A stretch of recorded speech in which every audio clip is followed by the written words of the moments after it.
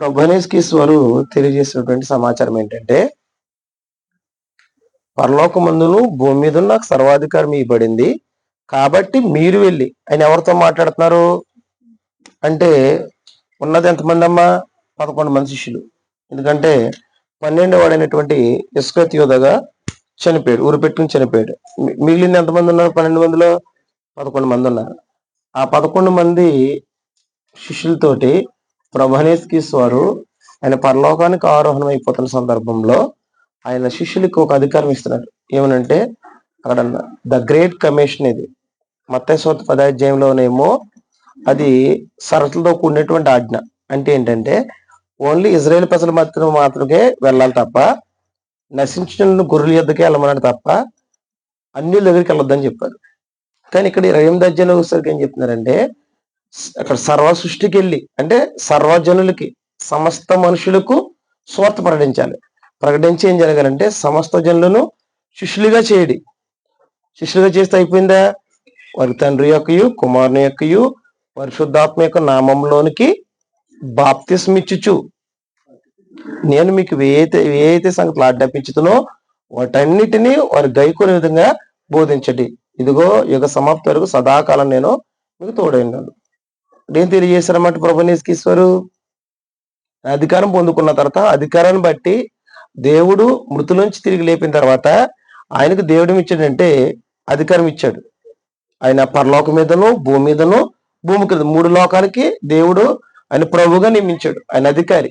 దేవుడు అంతా హెచ్చించిన తర్వాత ఆయన తిరిగి పరలోకానికి వెళ్ళిపోతున్న సందర్భంలో శిష్యుని పిలిచి ఒక ఆజ్ఞ జారీ చేసి వెళ్ళిపోతున్నారు. ఆయన ద గ్రేట్ కమిషన్ ఏంటంటే, మీరు వెళ్ళి సమస్త జనులను శిష్యులుగా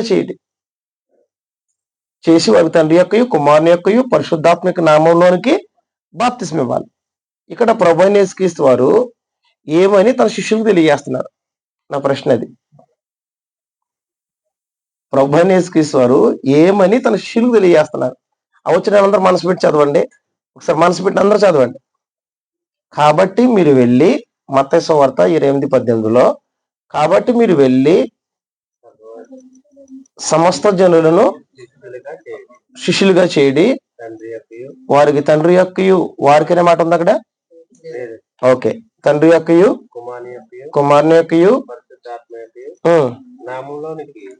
బాప్తిస్మిచ్చుచు ఉందా? వారికి బాప్తిస్మిచ్చుచు ఉన్నాడు కదండి. కానీ వారికి బాప్తిస్మిచ్చుచు నేను మీకు ఏ సంగతులు ఆజ్ఞాపించుతునో వాటన్నిటినీ వారి గైకొనే విధంగా బోధించండి. ఇక్కడ ప్రభునేశ్వరు ఏమని తెలియజేస్తారంటే, ఇదే యేసుక్రీస్తు వారు మార్కు గారు కూడా రచించడం జరిగింది. మార్కు 16:15 అంటారు, సర్వ సృష్టికి వెళ్ళి, అది కూడా ఆరోహణం అయిపోతున్న సందర్భంలో అది అన్ని జనులకు రాయబడింది. రోమిలో ఉన్న వారికి రాయబడింది. ఇది యూదులకు రాయబడింది మత్తయి సువార్త. కాబట్టి ఇక్కడ తెలియజేసే సమాచారం ఏంటంటే, మరియు మీరు సర్వలోకానికి వెళ్ళి సర్వ సృష్టికి ఏం జరగాలి? సువార్తం ప్రకటించండి. ఇప్పుడు సువార్తం ప్రకటించి ఏం చేయాలంటమ్మా? సువార్తం ప్రకటించి ఏం చేయాలంటమ్మా? సువార్తం ప్రకటించి వారిని శిష్యులుగా చేయండి.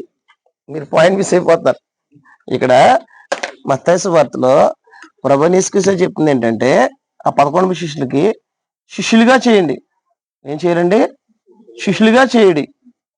చేసిన తర్వాత ఏం జరగాలంటే వారికి బాప్తిస్మ ఇవ్వాలి. ఇది నాకు నేనుగా చెప్తుంది కాదు, లేకపోతే ఎవరికి తోచింది చెప్పడానికి అవకాశం లేదు. ప్రభునేశ్వరు ఆయన శరీరధారిగా ఉన్నప్పుడు ఆయన బోధించి, తర్వాత ఎప్పుడైతే ఆయన శిలువ మరణం జరిగిందో, దేవుడు సమాధి నుంచి ఎప్పుడైతే 3వ దినాన్ని ప్రభునేశ్వరుని తిరిగి లేపబడిన తర్వాత 40 దినాలు ఆయన సంచరించి ఆయన వెళ్ళిపోతూ శిష్యులకి ఆజ్ఞ జారీ చేస్తున్నారు. ఇది ప్రభునేశ్వరు తన శిష్యులకి ఆజ్ఞ జారీ చేస్తున్న ఏమనంటే, 11 మంది శిష్యులకి చెప్తుంది ఏంటంటే, మీరు వెళ్ళి సమస్త జనులను శిష్యులుగా చేయండి, చేసి వారికి తండ్రి యొక్కయు కుమారుని యొక్కయు పరిశుద్ధాత్మక నామంలోనికి బాప్తిస్మిచ్చితే అయిపోలేదు అంటే, ఏమంటే అక్కడ బాప్తిస్మిచ్చుచు నేను మీకు ఏ సంగతులు ఆజ్ఞాపించుతున్నో వాటన్నిటినీ వారి గైకొనే విధంగా బోధించండి. అంటే ఒక వ్యక్తి రక్షించబడిన తర్వాత బాప్తిసం పొందితే అయిపోలేదు. బాప్తిసం పొందిన తర్వాత ఏం జరగాలంటే అపోస్తులు ఏం చేయాలంటే ప్రభు ఇచ్చిన అధికారం ఏంటంటే నేను మీకు ఏ సంగతులు ఆజ్ఞాపించుతునో వాటన్నిటిని వారు గైకొనేది ఏం జరగాలంటమ్మా బోధించాలి. అంటే ఇక్కడ గుర్తుపెట్టుకోండి, ఆయన ఎవరికి బాప్తిసం ఇవ్వాలని చెప్తున్నారు ప్రభువుని యేసుక్రీస్తువారమ్మా? శిష్యులైన వారికి. అలాగనట్లే నాదో ప్రశ్న. ఇప్పుడు యేసుక్రీస్తు వారిని మొట్టమొదటిగా ఆయన కొండ మీద ప్రసంగం చేశారు. 5 అధ్యాయం మత్తయి సువార్తలో ఆయన 3 అధ్యాయంలో బాప్తిసం పొందారు. 4 అధ్యాయంలో అరణ్యానికి కొనుక్కోబడ్డారు. అక్కడ 40 దినాలు శోధించబడిన తర్వాత అపవాదం జయించి వచ్చిన తర్వాత 5 అధ్యాయం 6 అధ్యాయం 7 అధ్యాయంలో ఆయన కొండ మీద ప్రసంగం చేశారు. కొండ మీద ప్రసంగం చేసినప్పుడు ఎంతమంది వచ్చారంటే బహుజన సమూహంలో వచ్చేసారు. సమూహంలో వచ్చిన తర్వాత ఇప్పుడు అక్కడ బోధ విన్నవారందరూ కూడా క్రీస్తు శిష్యులు అయ్యారా? అవలేదు. అప్పుడే కాదు, ప్రభువైన యేసుక్రీస్తు వారు ఎక్కడైనా మార్గం గ్రామాల గుండా ఆయన సంచరించు వెళ్తున్నప్పుడు కానీ, లేకపోతే ఆయన బోధిస్తున్న దినాల్లో కానీ, పరిచర్య కానీ, దేవాలయంలో కానీ అనేక సందర్భాలు ఆయన బోధించుకుంటూ వెళ్ళారు. ఎన్ని సందర్భాలు అంటే ఆయన 33 సంవత్సరాలు జీవించారు. 3.5 సంవత్సరాలు బోధించుకుంటూ వెళ్ళారు. అయితే అందరూ విన్నారు. విన్న వాళ్ళందరూ కూడా ఆయన చాలా మంది వెళ్తే మొట్టమొదటిగా ఆహారం లేదని రొట్టెలు అయిపోయినప్పుడు 5 రొట్టెలు ఆయనకి 5,000 మందికి పంచిపెట్టడం జరిగింది. తర్వాత 4,000 మంది పంచిపెట్టారు. ఇలాగూ పరిచర్యలో తన అనేక కట్టడం జరుగుతుంది. ఒకటి ఆహారం అనుగ్రహించబడడం, 2 ఏంటంటే వారికి ఏదైతే అవసరం ఉందో వారి అవసరం గుర్తించి వారి స్వస్థపరచడం, ఇలాంటి కార్యక్రమాలన్నీ కూడా ప్రభువైన యేసుక్రీస్తు వారు జరిగించుకుంటూ వెళ్ళారు. అలాగైనట్లయితే అనేకులు వచ్చారు. వచ్చిన వారందరూ కూడా ప్రభువైన యేసుక్రీస్తు శిష్యులు అయ్యారా? అది నా ప్రశ్న. ఎందుకంటే ఒక ఆయన అన్నారు, ప్రభువైన యేసుక్రీస్తు వారు మార్గం గుండా వెళ్ళిపోతున్నప్పుడు ఒక ఆయన వచ్చి అన్నాడు, అయ్యా నిన్ను మేము వెంబడిస్తాం, నువ్వు ఎక్కడికి వెళ్తే అక్కడికి వచ్చేస్తామన్నారు. ప్రభువైన యేసుక్రీస్తు చెప్పారు, ఆకాశ పక్షులకు గూళ్ళు ఉన్నాయి, నక్కలకు బొర్రెలు ఉన్నాయి, మనిషి కుమారుని వంచుకోవడానికి తలవాచుకోవడానికి స్థలం లేదని చెప్పారు. ఇంకొక ఆయన అంటారు, అంటే యేసుక్రీస్తు వస్తానన్న వాళ్ళు ఏమన్నారు అయినా అంటే ప్రభుని వెంబడిస్తానన్నప్పుడు ఆయన వద్దన్నారు. ఎందుకు వద్దన్నారు అయినా అనేది మనం ఒక కారణం చూద్దాం. కాబట్టి ఇలాగూ చూసుకున్నట్లయితే ప్రభువైన యేసుక్రీస్తు ఎక్కడికి వెళ్ళినా జనాలు అనేక మంది వచ్చారు. కానీ వచ్చిన వారు అందరూ కూడా ప్రభువైన యేసుక్రీస్తు వారికి శిష్యులు అయ్యారా? అవలేదనే పాయింట్. ఎందుకు అవలేదంటారు? ఎందుకు అవలేదంటే ప్రభువైన యేసుక్రీస్తు వారు దగ్గరకు వాళ్ళు వచ్చిన రీజన్స్ ఏంటంటే నిజంగా క్రీస్తు ప్రభుని వారిని వెంబడించడానికి వచ్చిన వారు కాదు, వారి యొక్క భౌతికమైన అవసరాలను బట్టి వచ్చిన వాళ్ళే. కానీ వాస్తవానికి ఆయన వెంబడించడానికి వచ్చిన వారు కాదు. నిజంగా క్రీస్తు యొక్క శిష్యులకి అర్థం ఏంటంటే క్రీస్తును వెంబడించేవాడు, క్రీస్తును పోలి నడుచుకునేవాడు క్రీస్తు యొక్క శిష్యుడు. అలాగనట్లయితే ఆనాడు అనేకులు ఎందుకు వచ్చారంట మనందరికి తెలుసును. ఒకే ఒక వచనం చెప్తాను, నేను పాటలోకి వెళ్ళిపోతాను. లోకసువార్త 6:18 అంటాడు. 17 వచనంలో లోకసువార్తలో అనేకులు ప్రభువైన యేసుక్రీస్తు వారు బోధిస్తున్నప్పుడు వచ్చారట. కానీ ఎందుకు వచ్చారంటే వారి యొక్క రోగములను కుదుర్చుకోవడానికి వచ్చారట. ఎందుకు వచ్చారండి? ఆ మాట చదవండి. లోకసువార్త 6 అధ్యాయము 11వ వచనం, 17, 18 వచనాలు. ఆయన వారితో కూడా దిగివచ్చి మైదానముందు నిలిచినప్పుడు ఆయన శిష్యులు నేను చదువుతాను చూడండి. ఆయన బోధ వింటుకు తన రోగములను కుదుర్చుకున్నట్టుకును యోదయ దేశమందు నుండి, యెరూషలేము నుండి, తూరు సీదోను పట్టణముల సముద్రముల తీరం నుండి వచ్చిన జన సమూహములు అంటే వగేర మాట్లాడేశాడు. అంటే ఎంతమంది వచ్చారంటండి? అనేక ప్రాంతాల నుంచి వచ్చారు. ఎందుకు వచ్చారంట? వారి యొక్క రోగములను కుదుర్చుకున్నట్టు. అంటే ప్రభువైన యేసుక్రీస్తు వారిని వారు వెంపడించడంలో అనేక రీజన్స్ ఉన్నాయి. అందులో ఒకరు ఆహారం పెడతారని, కొంతమంది ఏంటంటే వారి యొక్క రోగాలు స్వస్థపరచుకోవడానికి, లేకపోతే అపవిత్రాత్మను పోగొట్టుకోవడానికి, ఇలాగ అనేక కారణాలతో వచ్చిన వాళ్ళే. కానీ వాస్తవానికి క్రీస్తు యొక్క వారు శిష్యులు కాలేకపోయారు. కొన్ని సందర్భాల్లో ప్రభువైన యేసుకి వచ్చిన వాళ్ళందరూ వెళ్ళిపోయారు, ఇంకా శిష్యులు ఉన్నారు. ప్రభువైన యేసుకు చెప్తారు యోహాను సువార్తలో, మీరు కూడా వెళ్ళిపోవాలనుకున్నారంటే మేము ఎక్కడికి వెళ్తామని, నీవే నిత్య జీవం కలమాట. అంటే వారు కూడా కొన్ని సందర్భాల్లో ఆలోచించారు. ప్రభువుని వెంబడించేటప్పుడు పరిస్థితులు ఎలాగుంటాయో ఆయన ఆ పరిచయాలు అనేక సందర్భాల్లో తెలియజేశారు. అలాగనట్లయితే ఇప్పుడు మనం మొట్టమొదటి కొంచెం వస్తుంది ఏంటంటే ప్రభువైన యేసుక్రీస్తు వారు ఇవ్వబడిన ఆజ్ఞ ఏమిటంటే బాప్తిస్మం అనేది ఎవరు పొందాలి? ఎవరు పొందాలని గ్రంథం తెలియజేస్తుంది అంటే మత్తయి సువార్త 28, 18, 19 వచ్చిన ప్రకారంగా ఎవరు పొందాలని ప్రభువైన యేసుక్రీస్తు ఆజ్ఞ జారీ చేసి వెళ్ళారంటే అది ప్రభువైన యేసుక్రీస్తు యొక్క ఆజ్ఞ.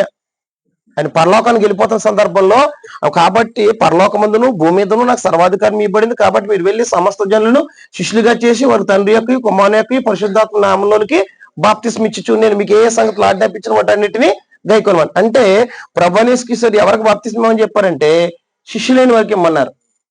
అయితే ఈరోజు మన పాఠం ఏంటంటే శిష్యులు అంటే అర్థం ఏంటి, ఎవరినైనా శిష్యులుగా అంగీకరిస్తాడు.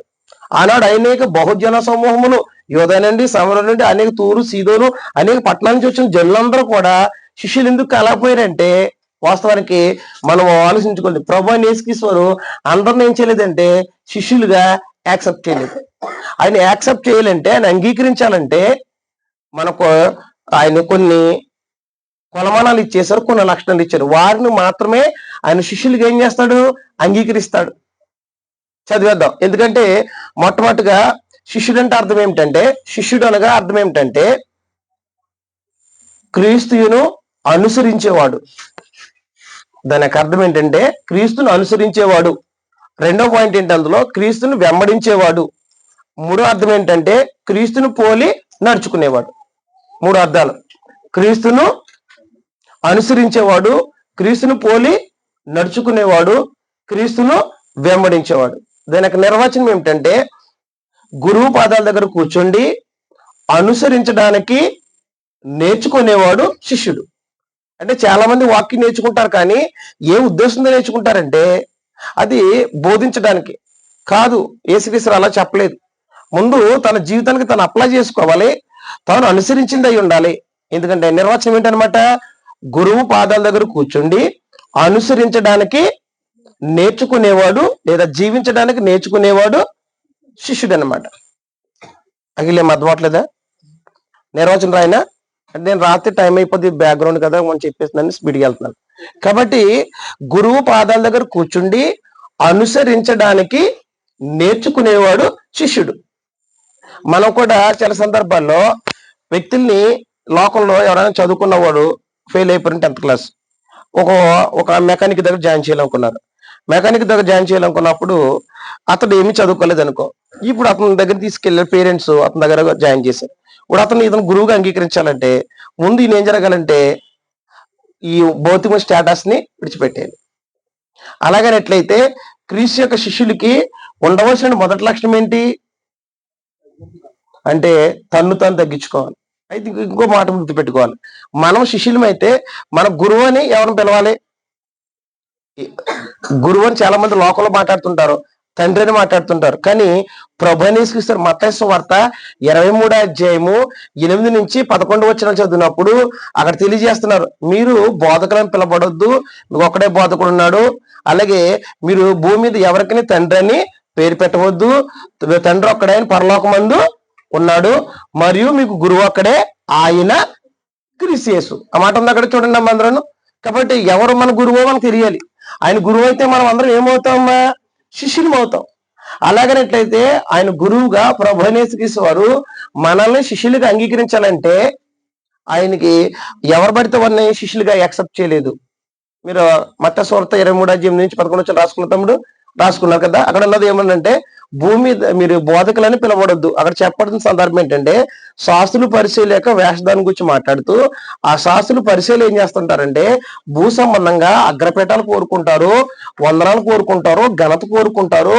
మీరు అలా ఉండకూడదని తన శిష్యులకి ప్రభువైన యేసుక్రీస్తు తెలియజేస్తూ ఆయన ఏం తెలియజేస్తున్నారండి, మీరు బోధకులని పిలవద్దు, వారు బోధకులను పిలిపించుకుంటారు, అగ్రపీఠాలు కోరుకుంటారు, మోషే అగ్రపీఠం కూర్చోవడం కోరుకుంటారు, ఘనత కోరుకుంటారు, వందనాలు కోరుకుంటారు, అలాగ మీరు ఉండకూడదు అని మాట్లాడుతూ ఆయన ఏం తెలియజేస్తున్నారంటే ఇదిగో మీరు ఎవరికైనా తండ్రి అని పిలవద్దు, ఎందుకంటే మీకు తండ్రి ఎక్కడ ఉన్నాడంటే పరలోకమందు ఉన్నాడు, ఆయనే మీకు తండ్రి. భూమి మీద ఎవరికి తండ్రి అని పిలవద్దు, పేరు పెట్టవద్దు అని చెప్పేసి. అలాగే మరియు మీకు గురువు అక్కడే, ఆయన ఎవరంటే ప్రభు అయినటువంటి యేసుక్రీస్తు. అంటే ప్రభు అయిన యేసుక్రీస్తు గురువు అయినట్లయితే మనందరం ఏమవుతామంటే ఆయన యొక్క శిష్యులం అవుతాం. కాబట్టి ఇప్పుడు ఆ గురువుగా మన శిష్యులుగా ఆయన యాక్సెప్ట్ చేయాలంటే, ఆయన మనల్ని అంగీకరించాలంటే ఆయన ఎవరు పడితే ఆయన ఏం చేయలేదమ్మా, ఆయన అంగీకరించలేదు. అందుగురించి ఒక ఆయన వచ్చేసాడు. మీ ఇంటికి ఎంత చదువుతున్నాడు, చదవచ్చు, లేకుంటే కనుక ఒకసారి వచ్చిన చూపించమంటే మార్కు సువార్త, అలాగే లోక సువార్త, మత్తయి సువార్త, ఈ 3 సువార్తలో కూడా మనకు కనబడుతుంది. ఒకసారి లోక సువార్తకి వెళ్ళిపోదాం.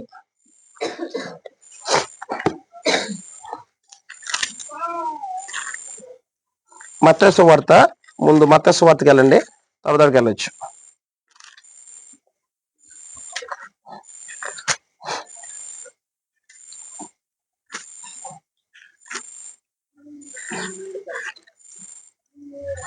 ఎనిమిదో అధ్యాయము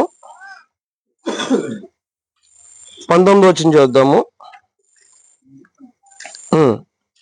18 చదివినా పర్లేదు, మీరు అలాగైనా పర్లేదు. అంతటా ఒక శాస్త్రి వచ్చి, బోధకుడా, నీవెక్కడికి వెళ్ళినను నీ వెంట వచ్చిదమని ఆయనతో చెప్పాను. అందుకు యేసు, నక్కలకు బొరియలను ఆకాశ పక్షులకు ఏమున్నాయంటండి, నివాసములు కలవు, కానీ మనిషి కుమారుని తలవాల్చుకునే స్థలం లేదని అతనితో చెప్పాను. శిష్యులలో ఒకడు మరి ఒకడు, ప్రభువా, నేను మొదట వెళ్ళి నా తండ్రి పాతి పెట్టుటకు నాకు సెలవిమ్మని అన్నాడుగా. యేసు అతను చూచి, నన్ను వెంబడించు, మృతులు తమ మృతుల్ని పాతుకొట్టిను అని చెప్పేశారు. ఒకసారి మనం డైరెక్ట్ గా వచ్చిన కావాలంటే ఒకసారి మార్క్స్ వార్తకి వెళ్దాం, అలాగే లోక సువార్తలో కూడా ఈ సందర్భం మనకు కనబడుతుంది. 9వ అధ్యాయంకి వచ్చేయండి ఒకసారి.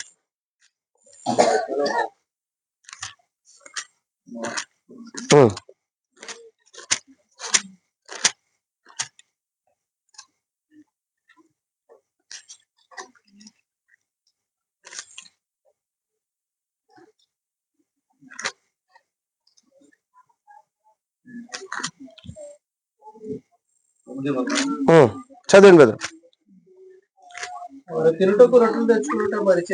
అదే ఒకసారి చూసి తమ్ముడు తరింటికి వెళ్ళిన చదువుకోండి. లోక సువార్త ఒకసారి 9వ అధ్యాయంకి వచ్చేయండి. 9వ అధ్యాయంకి వచ్చేస్తే గనక అక్కడ 57 నుంచి మనం చదువుతున్నట్లయితే 60 వచ్చిన వరకు అండర్లైన్ చేసుకోండి.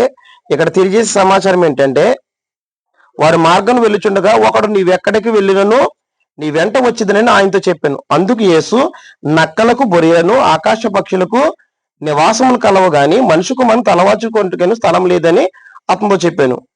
ఆయన మరొకరితో నా వెంట రమ్మని చెప్పాను. అతడు, నేను వెళ్ళి మొదట నా తండ్రిని పాతిపెట్టి వచ్చుటకు సెలవిమ్మని మనం చేశాను. అందుకు ఆయన, మృతులు తమ మృతులను పాతిపెట్టుకుని నిమ్ము, నీవు వెళ్ళి దేవుని రాజ్యమును ప్రకటించమని వానితో చెప్పాను. సరిపోతుంది. ఇక్కడ ప్రభు యేసుక్రీస్తు మార్గం ఉండి వెళ్తున్నప్పుడు ఆయన ఏం చేస్తున్నాడు, ఒక ఆయన వచ్చి ఏం చేశాడైనా, నీవు ఎక్కడికి వెళ్తే నేను అక్కడికి వచ్చేస్తాను. ఈయన ఏమంటున్నాడంటే, ఆకాశ పక్షులకి ఏమున్నాయంటే గూళ్ళు ఉన్నాయి, అలాగే నక్కలకి బొరియలు ఉన్నాయి, మనిషి కుమారు తలవాల్చుకోవడానికి స్థలం లేదని చెప్పారు.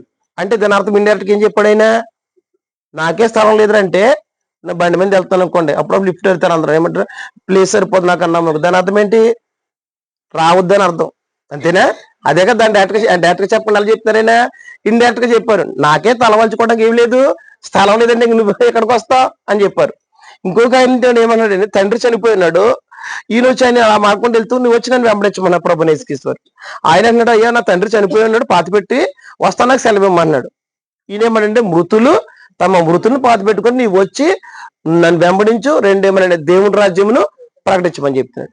అంటే వచ్చిన మనకి ఏమర్థం అవ్వాలమ్మా, ఏమర్థం అవ్వాలంటే యేసుక్రీస్తు వారు ఇద్దరు వ్యక్తులు ఉన్నారు, కానీ ఒక ఆయన ఏమంటాడు, ఆయన వద్దని చెప్తున్నాడు. అంటే ఆయన్ని శిష్యుడిగా వెంబడించడానికి ఆయన ఏం చేయలేదు, యాక్సెప్ట్ చేయలేదు. అంటే యేసుక్రీస్తు అందరిని ఏం చేయడమ్మా, ఆయన శిష్యులుగా అందరిని ఏం చేయడైనా అంగీకరించడు. అయితే శిష్యులుగా అంగీకరించబడాలంటే మొట్టమొదటిగా చెప్పినటువంటి ఒక క్వాలిటీ, ఒక లక్షణము ఏమిటంటే, మత్తయి సువార్త 8:12 చెప్పాడు, తన్ను తాను తగ్గించుకోవాలి. ఏమండమ్మా, శిష్యులకు ఉండవలసిన మొదటి లక్ష్యం ఏంటండి, వెనకాల సురేష్ గారు రాసుకోండి. మొదటి పాయింట్ ఏంటంటే తన్ను తాను తగ్గించుకోవాలి. మత్తయి సువార్త 23వ అధ్యాయము 11వ వచనంలో చూసినట్లయితే అక్కడ తేటగా కనబడుతుంది ఏంటంటే, అక్కడ ప్రభు యేసుక్రీస్తు తేటగా చెప్పేశారు ఏంటంటే, మీలో ఎవడైనా పరిచారకుడైన వారు ఏం జరగాలంటే తన్ను తాను తగ్గించుకోవాలి. అంటే తగ్గించుకునేవారు ఏమవుతారమ్మా, క్రీస్తు ప్రభు యొక్క శిష్యులు. ఎందుకంటే యేసుక్రీస్తుని వెంబడిస్తున్నప్పుడు ప్రభు యేసుక్రీస్తు వారే దేవత్వాన్ని విడిచిపెట్టి, మహిమను విడిచిపెట్టి, ఆయన మానవ దేహంలో రావడానికి అన్నేం చేశాడమ్మా, మనిషి పోలిక పుట్టడానికి, దోషం జరుపుకోవడానికి అన్నేం చేసుకున్నా తన్ను తానే తగ్గించుకుని రిక్తంగా చేసుకున్నాడు. మరణం పొందేంతకు ఏం చేశారైనా అంత తగ్గించుకున్నాడు. ప్రభువుని యేసుక్రీస్తు అంత తగ్గించుకున్నప్పుడు ఆయన వెంబడించేవారు ఏం చేయాలంటే మన శిష్యులకు ఉన్న మొదటి లక్ష్యం ఏంటండి? తన్ను తాను తగ్గించుకోవాలి. అంటే మొట్టమొదటిగా మొదటి పాయింట్ ఏంటంటే తన్ను తాను తగ్గించుకోవాలి. తన్ను తాను తగ్గించుకోలేని వారు ఏం చేయలేరంటే క్రీస్తు దగ్గర శిష్యరకం చేయలేరు. ఎందుకంటే నేను ఒక ఎగ్జాంపుల్ చెప్పాను కదా, ఒక 10th క్లాస్ ఫెయిల్ అయిపోయిన ఒక వ్యక్తిని ఏమి చదువుకున్న వ్యక్తి దగ్గర ఒక మెకానిక్ గా ఒక జాయిన్ చేసినప్పుడు ఇదేంటి నేనేమి 10th చదివాను, ఇతను ఏమి చదువుకున్నాడు, నేను చేయడం ఏంటి అనుకుంటున్నట్లయితే తగ్గించుకోకపోతే ఆయన దగ్గర ఏం చేయలేడు? శిష్యరేఖం చేయలేడు, పని చేయలేడు. అలాగే ప్రభునేసుక్రీస్తుని వెంబడించేటప్పుడు నీవు అందుకే ప్రభునేసుకుని చెప్పాడంటే తన్ను తాను ఉపేక్షించుకోవాలన్నాడు. ఉపేక్షించుకుని రావాలి. ఉపేక్షించుకోవడంలో నేను తగ్గించుకునే స్వభావం లేకపోతే క్రీస్తు ప్రభుని వెంబడించలేను. హెచ్చించుకునే వాళ్ళు ఏం చేయలేరంటే ప్రభుని ఏం చేయలేరంటే వెంబడించలేరు. ఎందుకంటే ప్రభునేసుక్రీస్తు వారే ఏం చేశారమ్మైనా తన్ను తాను తగ్గించుకున్నారు. రెండోది ఏమిటంటే తన సొంత అనుభవం మీద ఆధారపడకుండా క్రీస్తు యొక్క మాట మీద ఆధారపడి జీవించాలి. లోక సువార్త 5వ అధ్యాయంలో 4-5 వచనం చదివినప్పుడు అక్కడ ప్రభునేసుక్రీస్తు దోనిలో ఉన్నారు. అలాగే యోహాను గారు, సీమోను పేతురు గారు ఉన్నారు. అయితే వల వేశారు కానీ చేపలు పడలేదు. ప్రభునేసుక్రీస్తు చెప్తున్నారు దోణులు లోతుగా నడిపి వల వేయమని చెప్పారు. ఆయన అంటారు నా ఏలినవాడా రాత్రంతయు మేము ప్రయాసపడతాము గాని మాకేమీ దొరకలేదు, అయినను నీ మాట చొప్పున వలవేతమని చెప్పగా. అంటే ఇక్కడ ఇప్పుడు వీళ్ళేమో జాలర్లు వల వేస్తారు. వల వేసే వరకు వాళ్ళకి అనుభవం ఉంటుంది, ఎక్కడ చేపలు పడితే తెలుసు. ప్రభునేసుక్రీస్తు ఎప్పుడు కూడా ఏం చేయలేదమ్మా, ఎక్కడైనా వల వేసిన జాగ్రత్తలు ఉన్నాయా? లేవు. ఇప్పుడు ప్రభునేసుక్రీస్తు ఏం చెప్తానంటే దోణి లోతుగా నడిపి వల వేయమన్నాడు. ఇప్పుడు లోతుగా నడిపితే లోతులు చేపలు పడతాయి వాళ్ళకి తెలియదా? ఎవరు అనుభవం కలిగిన ఎవరు అనుభవం లేని ఇందులో ఆ ప్రశ్న అర్థమవుతుందమ్మా. సీమోను పేతురు వల్ల అనుభవం కలిగిన వాళ్ళ జాలర్లు, ప్రభునేసుక్రీస్తు అనుభవం కలిగిన వ్యక్తి. కానీ ఆయన మాట అన్నాడు, అద్భుతమైన మాట, మీరు అండర్లైన్ చేసుకోండి. నా ఏలినవాడా రాత్రంతయు మేము ప్రయాసపడతాము గాని మాకేమీ దొరకలేదు, అయినను నీ మాట చెప్పున. అంటే క్రీస్తుని వెంబడించేటప్పుడు మన సొంత అనుభవం పనిచేయకూడదు. మన సొంత అనుభవం ఏం చేయదు, నిత్యత్వానికి పరలోకానికి తీసుకువెళ్ళదు. అందుకని చెప్తాడు అనమాట ఏంటంటే శిష్యుడికి ఉండవలసినటువంటి లక్షణమైన క్రీస్తు ప్రభుని వెంబడించేటప్పుడు మనం కూడా అంటాం కదా, ఎరం పనప్ చెప్పినప్పుడు నేను చెప్పినట్టు చేసేసి బాను నువ్వు సొంతంగా చేసావు కాబట్టి ఎలా ఫెయిల్ అయింది అంటుంటారు. ఒక గురువు ఒక శిష్యుడికి చెప్పాడు వర్క్ ఎలా చేయాలని. నేను చెప్పిందో నువ్వు చేసింది ఏంటి అబ్బాయి, నువ్వు సొంత పత్నం చేసి అందుకు ఏమైపోయింది, ఇది సెట్ అవ్వలేదు, తీసే మళ్ళీ ఇలా చేద్దామంటారు. అంటే దాని అర్థం ఏమిటంటే క్రీస్తు ప్రభుని వెంబడించేటప్పుడు ఉండవలసిన లక్షణం ఏంటంటే తన్ను తాను తగ్గించుకోవాలి.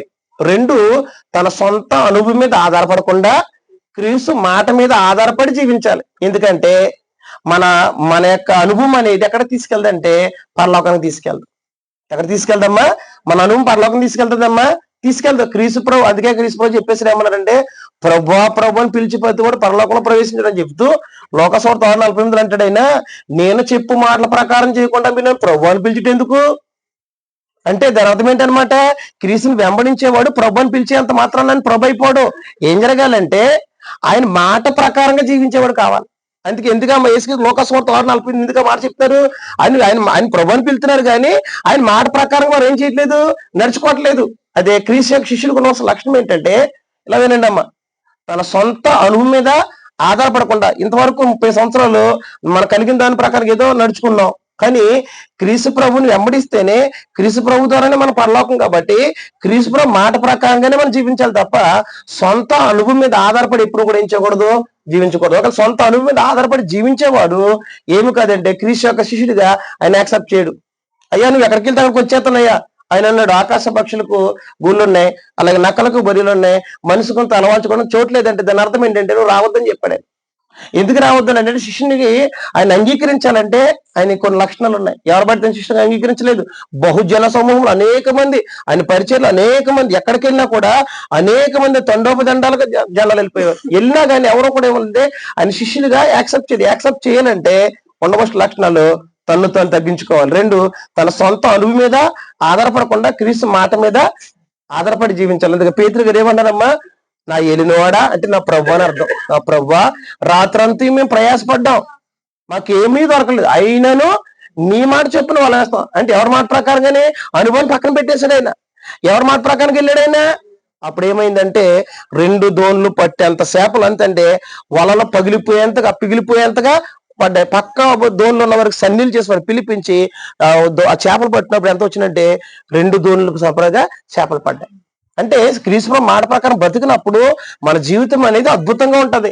మన సొంత అనుభవ ప్రకారం వెళ్ళినప్పుడు కొన్ని విషయాల్లో మనం ఏమైపోవడానికి అవకాశం ఉందంటే ఫెయిల్ అయిపోవడానికి అవకాశం ఉంటది. అదే క్రీస్తు వెంబడించేటప్పుడు ఖచ్చితంగా మన అనుభవం పక్కన పడేసి క్రీస్తు ఏం చెప్తారో 3.5 సంవత్సరాలు ఏం చేశారంటే అని బోధించారు. అందుకే కదా ప్రభునిస్కు చెప్పారు, మీరు శిష్యులుగా చేసి ఒక తండ్రి యొక్క కుమారు యొక్క పరిశుద్ధ బాప్తిస్మ ఇచ్చు నేను మీకు ఏ సంగతులు ఆజ్ఞాపించిన వాటన్నిటి వారికి ఏం జరగాలి? బోధించండి. అంటే అపోస్తులు బోధించింది వారి సొంత బాధ కాదు. ప్రభునేసి ఏదైతే ఆయన దగ్గర విన్నారో ఏదైతే నేర్చుకున్నారో అదే వారు చెప్పారు. అంటే దాని అర్థం ఏంటనమాట? ప్రభునేసి మాట ప్రకారంగా మనం జీవించాలని, బోధ ప్రకారంగా జీవించాలి. 3.5 సంవత్సరాలు చెప్పారు కదా బోధ అయినా, అది అపోస్తులకు అప్పగించి వెళ్ళారు కదా, అపోస్తులు బోధించారు కదా, లేఖనాలు చేశారు కదా, ఆ ప్రకారంగానే మనం వెళ్ళాలి తప్ప సొంత అనుభవం ప్రకారంగా వెళ్ళేవారు క్రీస్తు శిష్యులు కాలేరు. 2 మూడో సమాచారం ఏంటంటే సమస్తమును విడిచిపెట్టాలి. 3ది విడిచిపెట్టాలండి, సమస్తమును విడిచిపెట్టాలి. మత్తయి సువార్త 19:27 అలాగే లూకా సువార్త 5:11 ఈ 2 వచనాలు చదివిన తర్వాత అప్పుడు మార్క్స్ సువార్త 10:28 నుంచి 31 వరకు చదువుదాము. ముందు మనం ఎక్కడికి వెళ్దామంటే మత్తయి సువార్త 19:27 తెలియజేసే సమాచారం ఏంటంటే పేతురు గారు అంటారు, ప్రభువా సమస్తమును విడిచిపెట్టి నేను వెంబడించుతాము కదా, మాకేం దొరుకును అని అడిగినప్పుడు ఇంతకీ పేతురు గారు ఏం విడిచిపెట్టారంటే అమ్మా ఎవరితో మాట్లాడతానైనా? ప్రభు యేసుతో మాట్లాడు. సమస్తం విడిచిపెట్టి నేను వెంబడించుతాము కదా, మాకేం దొరుకును? సమస్తం విడిచిపెడతామంటే పేతురు గారు ఏం విడిచిపెట్టారమ్మా? సమస్తాన్ని ఏం విడిచిపెట్టారంటే ఇక్కడ మొత్తం లోకసువార్త 5:11 చెప్పాడు కదా, ఏం విడిచిపెట్టారంటే వాస్తవానికి యేసుక్రీస్తు మాట ప్రకారంగా ఎప్పుడైతే వాళ్ళు వల వేసినప్పుడు ఏమైపోయిందంటే 2 దోణులు పట్టినటువంటి చేపలు పడ్డాయి. అంత పడిన తర్వాత ఎంత ధర్మం వస్తుంది? ఎట్నే ఆయన అప్పుడు గుర్తిరిగాడు, ప్రభా నేను పాపాత్మని, నేను ప్రభుని పిల్లటక్కడ యోగ్యం కాదు ఇదిగో అని చెప్పినప్పుడు నేను మిమ్మల్ని మనుషులు పట్టు జాన్ల కింద చేస్తానన్నప్పుడు ఏటనే పేతురు యోహానులు ఏం చేసినమ్మా అక్కడ ఏదైతే వాళ్ళకి చేపలు పడ్డాయో, ఏవైతే కలిగి ఉన్నారో, ఏదైతే ప్రయోజనకరమో, ఏదైతే మేలో, ఏదైతే వాళ్ళకి ఓ జీవనోపాధో వాటన్నిటిని ఏం చేశారు? వాళ్ళు విడిచిపెట్టేశారు. అది సమస్తం విడిచిపెడతామంటే ఏం విడిచిపెట్టారమ్మా? సమస్తమును విడిచిపెట్టేశారు. నిజంగా ఆ 2 దోణి చేపలు నమ్ముకుంటే వారికి ఎంత ధర్మం వస్తుందమ్మా? వస్తుంది. అయినా ఏం చేశారంటే వాళ్ళు సమస్తము విడిచిపెట్టి ప్రభుని వెంబడించారు. అందుకే అడుగుతున్నా, ప్రభుని యేసుక్రీస్తుని అడుగుతారు, అయ్యా మేము సమస్తం విడిచిపెట్టి వెంబడించాం కదా, మాకేం దొరుకుతుంది అన్నప్పుడు మార్క్స్ వార్తలో 10:28 నుంచి 31 చెప్పినప్పుడు పేతురు గారు అంటారు, పేతురు గారే ఇదే సందర్భం మాట్లాడుతూ మేము సమస్య విడిచిపెట్టి నేను వెంబడించుతాం కదా, మాకేం దొరుకును అన్నప్పుడు ప్రభునిస్కి చెప్తున్నారు, నా నిమిత్తము సువార్త నిమిత్తము ఎవరైతే ఇహలోకంలో ఇండ్లైనను, అన్నదమ్ములను, అక్క చెల్లులను, భూములైనను ఎవరైతే పోగొట్టుకుంటారో రాబోయే కాలంలో నిత్య జీవములో వాటన్నిటిని ఏమవుతారంటమ్మా? పొందుకుంటారు. అంటే ప్రభు అయిన యేసుక్రీస్తు వెంబడించినట్లయితే పేతురు దగ్గరికి వచ్చినట్టు మనకు కూడా వస్తుంది. ఏంటి? లోకమంతా హ్యాపీగా బతుకుతుంటే మనం ఇలా బైబిల్ ప్రకారం బతకాలని మనం అనుకుంటున్నాం కదా, అలాగే మనకి ఏం ప్రయోజనం? అప్పుడప్పుడు మనకు కూడా ఆలోచన రావచ్చు. పేతురు గారు కూడా వచ్చింది, ప్రభా మేము సమస్తం విడిచిపెట్టి మేము వెంబడించాం కదా, మాకేం ప్రయోజనం అంటే ఆయన చెప్తున్నారు ఏమనంటే, ఆయన అన్నారు, ఆ మాట అందరూ చదవండి తల్లి ఒకసారి. మార్క్స్ వార్త 10:28 నుంచి 31 అందరూ గట్టిగా చదవండి. పేతురు ఇదిగో మేము సమస్తమును విడిచిపెట్టి నిన్ను వెంబడించుటకు ఆయనతో నా నిమిత్తమును సువార్త నిమిత్తమును ఇంటినైనను, అన్నదమ్ములైనను, కట్టెలైనను, తల్లిదండ్రులైనను, పిల్లలైనను, భూములైనను విడిపెట్టిన వాడు ఇప్పుడు యుగమందు హింసలతో పాటు 100 ఇండ్లను, అన్నదమ్ములను, అక్క చెల్లెలను, తల్లులను, పిల్లలను, భూములను రాబో లోకమందు నిత్యజీవమును పొందురని మీతో నిత్యజీవముగా చెప్తున్నారు. అది సరిపోద్ది. ఏం పొందుకుంటారంటమ్మా? ఒక వచ్చిన చేతకి అంత పెట్టింది చూసారా? సరే ఏం తెలియజేస్తున్నమాట? లాస్ట్ రోజు 30 వచ్చిన అర్థం చేసుకోండి ఒకసారి. ఇప్పుడు యహమందు హింసలతో పాటు నూరంతలుగా ఇండ్లను, అన్నదమ్ములను, అక్క చెల్లెడులను, తల్లులను, పిల్లలను, భూములను రాబో లోకమందు నిత్య జీవం పొందని మీతో నిత్యముగా చెప్తున్నాను. మొదటి వారు అనేకులు కడపటి వారు అగుదురు, కడపటి వారు మొదటి వారు అగుదురని నేను ప్రభు ఏం చెప్తున్నారమ్మా?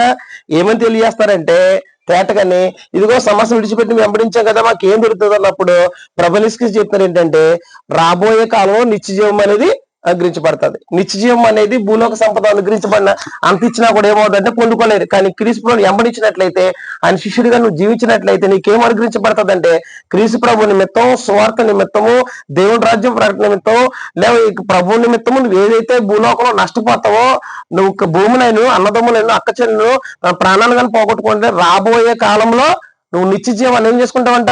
పొందుకుంటావు. ప్రభు యేసుక్రీస్తు ఆన్సర్ ఇచ్చేసారు కదా పేతురు గారికి. అలాగే మనకు కూడా అదే ఆన్సర్. ఒకవేళ ప్రభుని వెంబడిస్తే మనకు కూడా ఏం జరుగుద్ది అనమాట? ఈ లోకంలో ఏదైనా నష్టపోయినా రాబోయే కాలంలో అంటే ప్రభు యేసుక్రీస్తు వచ్చినప్పుడు రెండో ప్రత్యక్షతలో మనకు అనుగ్రహించబడుతుంది.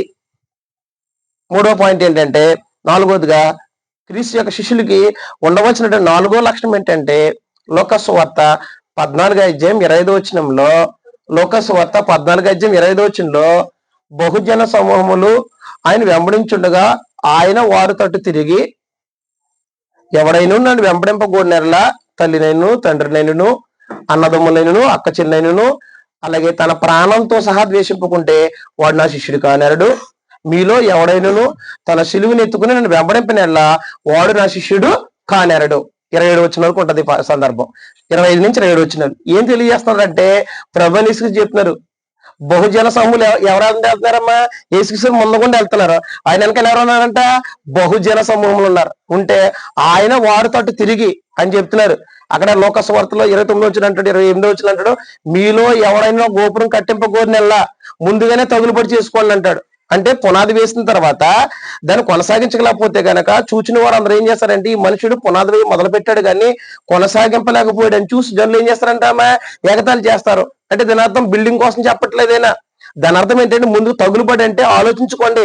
నన్ను వెంబడించాలనుకున్నప్పుడు, నన్ను వెంబడించేటప్పుడు మీకు ఏమొస్తుంది? మీకు ఏమొడ్డు వస్తుందంటే మీ తల్లి, మీ తండ్రి, అన్నదమ్ములు, అక్క చెల్లెలు, నీ భార్య, నీ పిల్లలు, కడక నీ ప్రాణం కూడా నీకు అడ్డు వస్తుంది. నీ ప్రాణాన్ని కూడా ద్వేషింపుతానంటేనే నన్ను వెంబడించు. అంత మాత్రమే కాదు, నన్ను వెంబడిస్తున్నప్పుడు నీ సిలువు నువ్వెత్తుకుని నన్ను ఇంతకని ప్రభు యేసుక్రీస్తు మన సిలువు మోతారని ఆయన అంటే వెళ్తుంటే ఆయన ఏమన్నా మన సిలువుని మనమే ఎత్తుకోవాలి. మన సిలువు మనం ఎత్తుకోవడం అంటే అర్థం ఏంటి? సిలువ అంటే అవమానాలు ఉంటాయి, నిందలు ఉంటాయి, శ్రమలు ఉంటాయి. వీటన్నిటిని నువ్వు భరించుకుంటానంటేనే నన్ను వెంబడించండి అని చెప్పాడు. ఒకసారి ప్రారంభించబడిన తర్వాత అది కొనసాగించుకోలేకపోతే, పునాది వేసిన తర్వాత దాన్ని కొనసాగించుకోకపోతే అలా పునాది వేసి విడిచిపెట్టారు చూసిన జనులందరూ అంటారు, సురేష్ గారు పునాది వేసారు కొనసాగించలేకపోతే జనులు ఏం చేస్తారంటమ్మా? ఎగతాళి చేస్తారు. దాని అర్థం ఏంటంటే క్రీస్తు ప్రభువుని వెంబడించడానికి క్రైస్తవ జీవితం ప్రారంభించాడు కానీ కొనసాగించుకోలేకపోయాడని చెప్పి జనులు ఏం చేస్తారంటమ్మా? హేళన చేస్తారు. అందుకని ముందుగానే చెప్పేశాడు, ఒకరు నన్ను వెంబడించేటప్పుడు మీకు ఏమడ్డు వస్తుందంటే నీ తల్లి, నీ తండ్రి, అన్నదమ్ములు, అక్క చెల్లు, కడక నీ భార్య, నీ పిల్లలు, అంత మాత్రం నీ ప్రాణము కూడా నీకు అడ్డు రావచ్చు. అలాగనట్లేదు వాటిని ఏం జరగాలంటే నా నిమిత్తం ఏం జరగాలి? విడిచిపెట్టమన్నాడు. అంటే ప్రభు యేసుక్రీస్తువరమ్మ తల్లిని, తండ్రి, అన్నదమ్ములు విడిచిపెట్టేమన్నారంటే ప్రభు యేసుక్రీస్తు వేరేగా బోధ ఏదైనా చేస్తున్నారమ్మా? దాని అర్థం ఏంటి? విడిచిపెట్టమని దాని అర్థం ఏంటంటే ద్వేషింపుకుంటే వాడు నా శిష్యుడు కానేరాడు అన్నాడు ఆయన. అంటే తల్లిని, అన్నదమ్ములు, అక్క చెల్లిని దీన్ని అపార్థం చేసుకున్న మహానుభావులు కూడా లోకం తల్లిదండ్రులు విడిచిపెట్టేమన్నాడు కాబట్టి దేశం విడిచిపెట్టే స్వార్థ పని మీద వెళ్ళిపోయే వాళ్ళు ఉంటారు. ఇది ఆ సందర్భంలో చెప్పబడింది కాదు. ప్రభు యేసుక్రీస్తు వెంబడిస్తున్నప్పుడు దాని అర్థం ఏంటంటే ప్రథమ స్థానం అనేది ఇక్కడ రాసుకోండి. 5వ పాయింట్ 4వ పాయింట్ అంటే శిష్యుడికి ఉండవలసినట్టు మొదటి 5 లక్షణం 4 లక్షణం ఏంటంటే ప్రథమ స్థానం అనేది ఎవరికి ఇవ్వాలమ్మా? ప్రభుకు, దేవునికి ఇవ్వాలి. ఎందుకంటే ప్రథమ స్థానం దేనికి ఇవ్వమంటే అర్థం ఏంటంటే దాని అర్థం ఇదిగో నన్ను వెంబడించేటప్పుడు ఇదిగో తల్లి, తండ్రి, అన్నదమ్ములు నువ్వు ద్వేషించడం దాని అర్థం ఏంటంటే ప్రభుకు ప్రథస్థానం ఇవ్వాలి. దాని అర్థం ఏంటంటే ఇదిగో గుర్తుపెట్టుకోండి, ఆదివారం ఉంది ప్రభు దినం, లేకపోతే బైబిల్ స్టడీస్ ఉన్నాయి, ఇలాగో ప్రభు యొక్క కార్యక్రమాలు జరగబడుతున్నాయి. ఆ సందర్భంలోనే తల్లి, తండ్రి, అన్నదమ్ములు, అక్క చెల్లు, ఆ సందర్భంలో మనకు ఆరాధన ఉండగానే అప్పుడే వస్తారు బంధువులు, అప్పుడే వస్తారు తల్లిదండ్రులు, అప్పుడే వస్తారు అక్క చెల్లు. అయితే ఆ సందర్భంలో మనము ప్రయారిటీ అంటే ఇక్కడ దాని అర్థం ఏంటంటే ఈ లోకసభ 14:25 నుంచి 27 చెప్పే వచనం ఏంటంటే ప్రయారిటీ అనేది క్రీస్తు ప్రభుకి ఇవ్వాలి. అంటే ప్రథమ స్థానం అనేది ఎవరైతే ప్రభుకి ఇస్తారో వారు మాత్రమే క్రీస్తు యొక్క శిష్యులు. ఆయనకి స్థానం లేనటువంటి వారు ఏం కాలేరు? ఆయన శిష్యులు కాలేరు. ఎందుకంటే ఆయన చెప్పేసాడు, నన్ను వెంబడించాలనుకున్నప్పుడు ఇదిగో నీ తల్లి నీ తండ్రి నీకేం రావచ్చు అంటే అడ్డు రావచ్చు. అంటే దాని మీకు అర్థమవుతుందా? విడిచిపెట్టామంటే వివాహ వ్యవస్థను ఏర్పాటు చేసిన దేవుడు కదా. దానికి ప్రభు కూడా మత్తయి 19 దానికి క్లారిటీ ఇచ్చేసారు కదా. ఒక శాస్త్రి వచ్చి పరిశీలి వచ్చి ఏమడతారంటే, ఒక స్త్రీని విడనాడట న్యాయమా కాదని అడుగుతారు. వ్యభిచారం చేయబడితే ఇచ్చేయచ్చా కదా, విడాకులు ఇచ్చేయచ్చు కదా, పరిత్యాగ పత్రిక ఇచ్చని. ఎందుకు అడుగుతారంటే వాళ్ళు అనుశోధించడం. ఆయన తెలుసు కదా. ఆయన అంటాడు, దేవుడు జతపరిచిన వారిని ఏ మనుషుడు ఏం చేయకూడదు, వేరుపరచకూడదు అన్నప్పుడు వీళ్ళనే ప్రశ్న వేస్తారు. మరి అలాగైతే మోసే ఎందుకు పరిత్యాగ పత్రిక ఇచ్చని రాయించాడు అంటాడు. ఈయనేమంటే మీ హృదయ కాటిని బట్టే గాని ఆది నుండి అలా జరగలేదు అంటాడు. అంటే దాని అర్థం ఏంటంటే దేవుని సంకల్పంలో విడాకులు లేవు. అంటే దాని అర్థం ఏంటనమాట, ప్రభునేశ్వరు అప్పుడు అలా చెప్పి లోకాసుమతులు ఏమని తల్లిదండ్రులు ఏం చేయమని విడిచిపెట్టామన్నాడు, భార్యని. అంటే దాని అర్థం ఏంటరా, విడిచిపెట్టామని కాదు దాని అర్థం. ప్రయారిటీ అంటే ప్రథమ స్థానం అనేది ఆదివారం ఆరాధన ఉంది, అప్పుడే మనకి ఇంట్లో సమస్యలు ఎక్కువనే ఏర్పడతాయి. అంటే బంధువులు రావచ్చు, తల్లి తండ్రి అన్నదమ్ములు అక్క చెల్లు ఎవరైనా కనుక వచ్చిందే మొదటి స్థానం ఎవరుకోవాలంటే ప్రభువుకి ఇవ్వాలి. అలా ఇచ్చేవారు మాత్రమే క్రీస్తు యొక్క శిష్యులై ఉంటారు.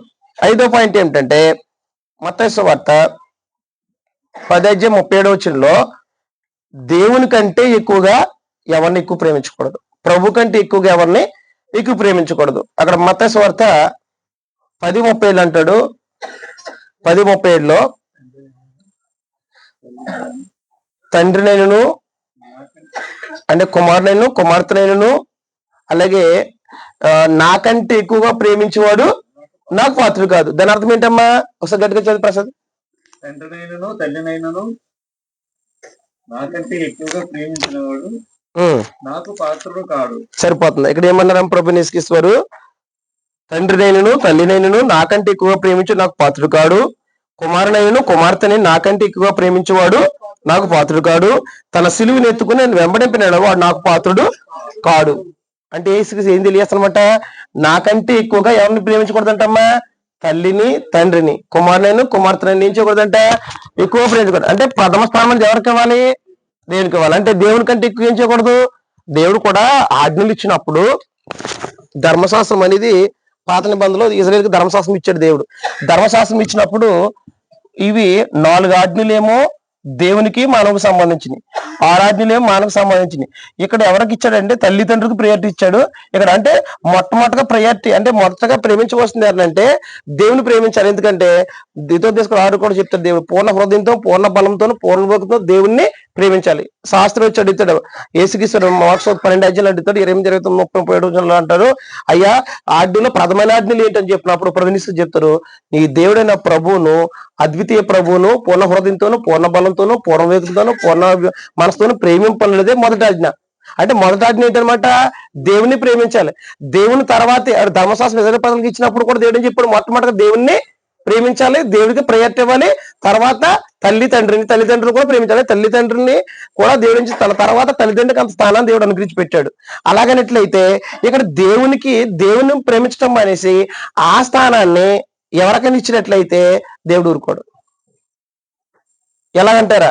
ఉదాహరణకి దంపతులకు మ్యారేజ్ అయింది, జన్మనిచ్చారు, బిడ్డలు, వారు కూడా వివాహానికి వచ్చారు. వివాహం వచ్చిన తర్వాత వారికి పెళ్లి అయిపోయింది.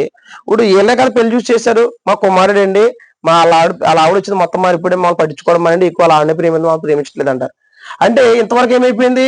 తల్లిదండ్రులు ఎక్కువ ప్రేమించాడు, ఆ ప్రేమ ఏమైపోయిందమ్మా? ఇప్పుడు భార్యకు డైవర్ట్ అయింది. ఇప్పుడు భార్యకు డైవర్ట్ అయిన తర్వాత ఆ తల్లిదండ్రులు అంటారు, ఫిర్యాదు తీసుకొస్తారు, ఏమని? మమ్మల్ని తక్కువ ప్రేమిస్తున్నాడు, అలా ఆవిడని ఎక్కువ ప్రేమిందాం. ఇప్పుడు పెళ్లి చేసింది ఎందుకు? వారు కలిసి ఉండాలనే మనమే కలిసి చేస్తాం. ఇప్పుడు మళ్ళీ ఎక్కువ ప్రేమిద్దాం అంటే ఏంటి? దాని అర్థం ఎవరి ప్రేమ వారే. తల్లిదండ్రులని ప్రేమించాలి, భార్యని ప్రేమించాలి, బిడ్డల్ని ప్రేమించాలి. ఎవరిది తగ్గిన స్థానాల్లో ఆటోమేటిక్ ఏమంటారంటే భార్య అంటది, మొదట్లోనే బాగానే ప్రేమించావు, ఇప్పుడు బిడ్డలు పుట్టాక మొత్తం పట్టించుకోవడమే మానేసి బిడ్డల్ని ఎక్కువ ప్రేమ అంటే ఏమైపోతుంది? ప్రేమ ఎప్పుడైతే ఎవరిది వారికి ఎవరి ప్రేమ వారు తగ్గినట్లయితే ఖచ్చితంగా మనకేంత కోపం వస్తాయి. తల్లిదండ్రులుగా మన బిడ్డల్ని వివాహం మనమే వయసులోకి వచ్చని చూసి వివాహం చేసిన తర్వాత వారు చక్కగా ఉన్న తర్వాత వారు దేవుడు చెప్పేశాడు, పెద్ద తల్లిదండ్రులు విడిచి వారు భార్యను హత్తుకుంటారని చెప్పేశాడు. ఆస్తి నుంచి మనం వచ్చాం కదా, మనం అర్థం చేసుకుంటామా? అర్థం చేసుకోగానే ఏమంటామంటే మా వాడు మొత్తం మారిపోయాడండి అంటే మనకు ఇవ్వాల్సినటువంటి ప్రేమ తగ్గినట్లయితే, మనం బాధపడుతున్నట్లయితే, మరి పరమందున దేవుడు తన పోలిక తన స్వరూపులు చేసుకున్న నరులు ఏం జరగాలి? మొట్టమొదటిగా దేవుణ్ణే ప్రేమించాలనేది దేవుని ఆజ్ఞ. అయితే దేవుని కంటే మనుషులు ఏం చేస్తుంటారంటే తండ్రిని పెడతారు, ఆ ప్లేస్ లోను తల్లిని పెడతారు, లేదా కుమార్తెని పెడతారు, కుమారుని పెడతారు. అందుకే ప్రభు యేసుక్రీస్తు చెప్పేశారు, నాకు శిష్యుడు అవ్వాలంటే అని చెప్పేశాడు, నాకంటే ఎక్కువగా కుమార్తెనైను, కుమారునైను, తండ్రినైను, తల్లినైను ఎక్కువగా ప్రేమించేవాడు నాకు పాత్రుడు. ఎక్కువ అంటే ప్రేమించొద్దని చెప్పలేదు, ఎక్కువగా ప్రేమించొద్దు అన్నాడు. ఎందుకంటే ఎక్కువగా ప్రేమించాలి, ఎక్కువ ఫస్ట్ ఎవరిని ప్రేమించాలి? దేవుని ప్రేమించాలి, ప్రభుని ప్రేమించాలి, తర్వాత నీ భార్య, నీ బిడ్డలు, నీ తల్లిదండ్రులు, నీ పొరుగు అని అందరినీ ప్రేమించాలి. దేవుడు అందరినీ ప్రేమించాలని చెప్పాడు. కానీ మొట్టమొదటిగా ఎవరు ప్రేమించాలంటే దేవుని కంటే ఎవరిని ఎక్కువగా ప్రేమించుకోవాలి. దేవుని కంటే ఎక్కువ దేని ప్రేమిస్తామో దాని గ్రంథం ఏమందంటే విగ్రహారాధన.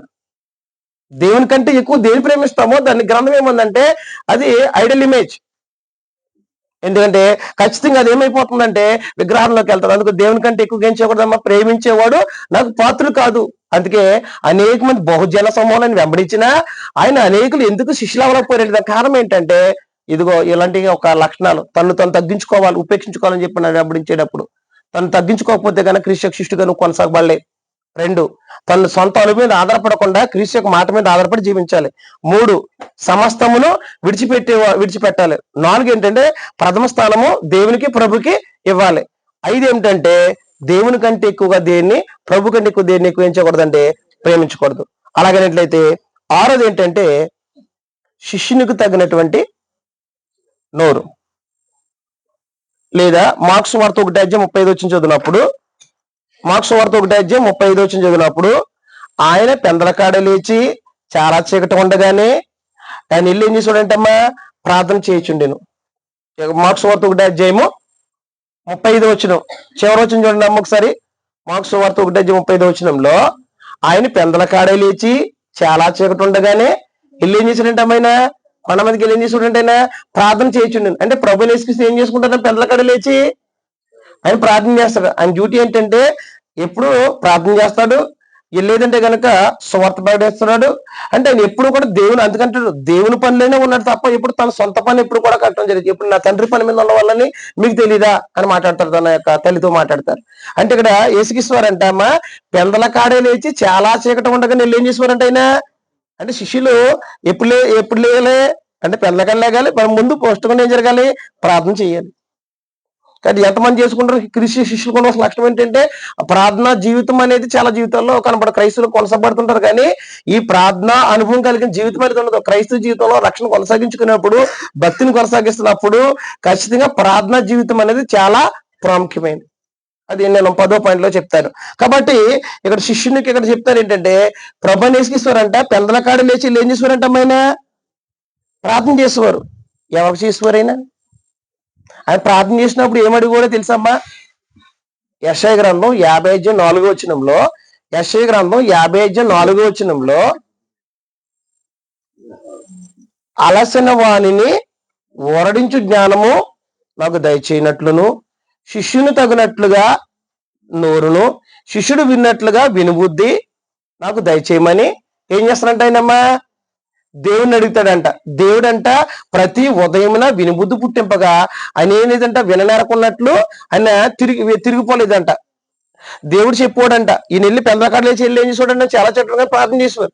ప్రార్థన చేసినప్పుడు తన తండ్రి చెప్పాడంట ఏమనంటే, ఇదిగో నిన్ను భయంకరంగా ఉమ్ము వేస్తారు, కొట్టి వేస్తారు, ఇలా భయంకరంగా శిక్షిస్తారు అన్నప్పుడు ఈయన చెప్తాడంట, అయ్యా ఈయన ఏమంటే వాడు నన్ను కొట్టినా తిట్టినా ఉమ్ము వేసినా నా ముఖాన్ని నేను ఎలాగే చేసుకుంటానంటే చెక్కుముక్కు రాతి వల్ల చేసుకుంటారు.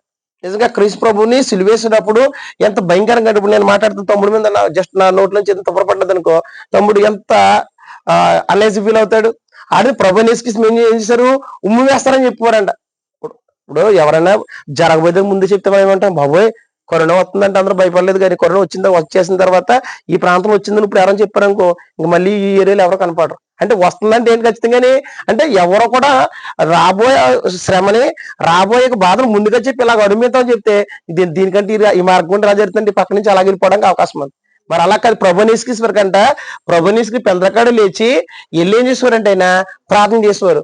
ప్రార్థన చేస్తే దేవుడు ఏం చెప్పాడంటమ్మా, అందరూ యెషయా గ్రంథం 50:4 చదవండి. తమ గట్టిగా చదివి యెషయా గ్రంథం 50:4.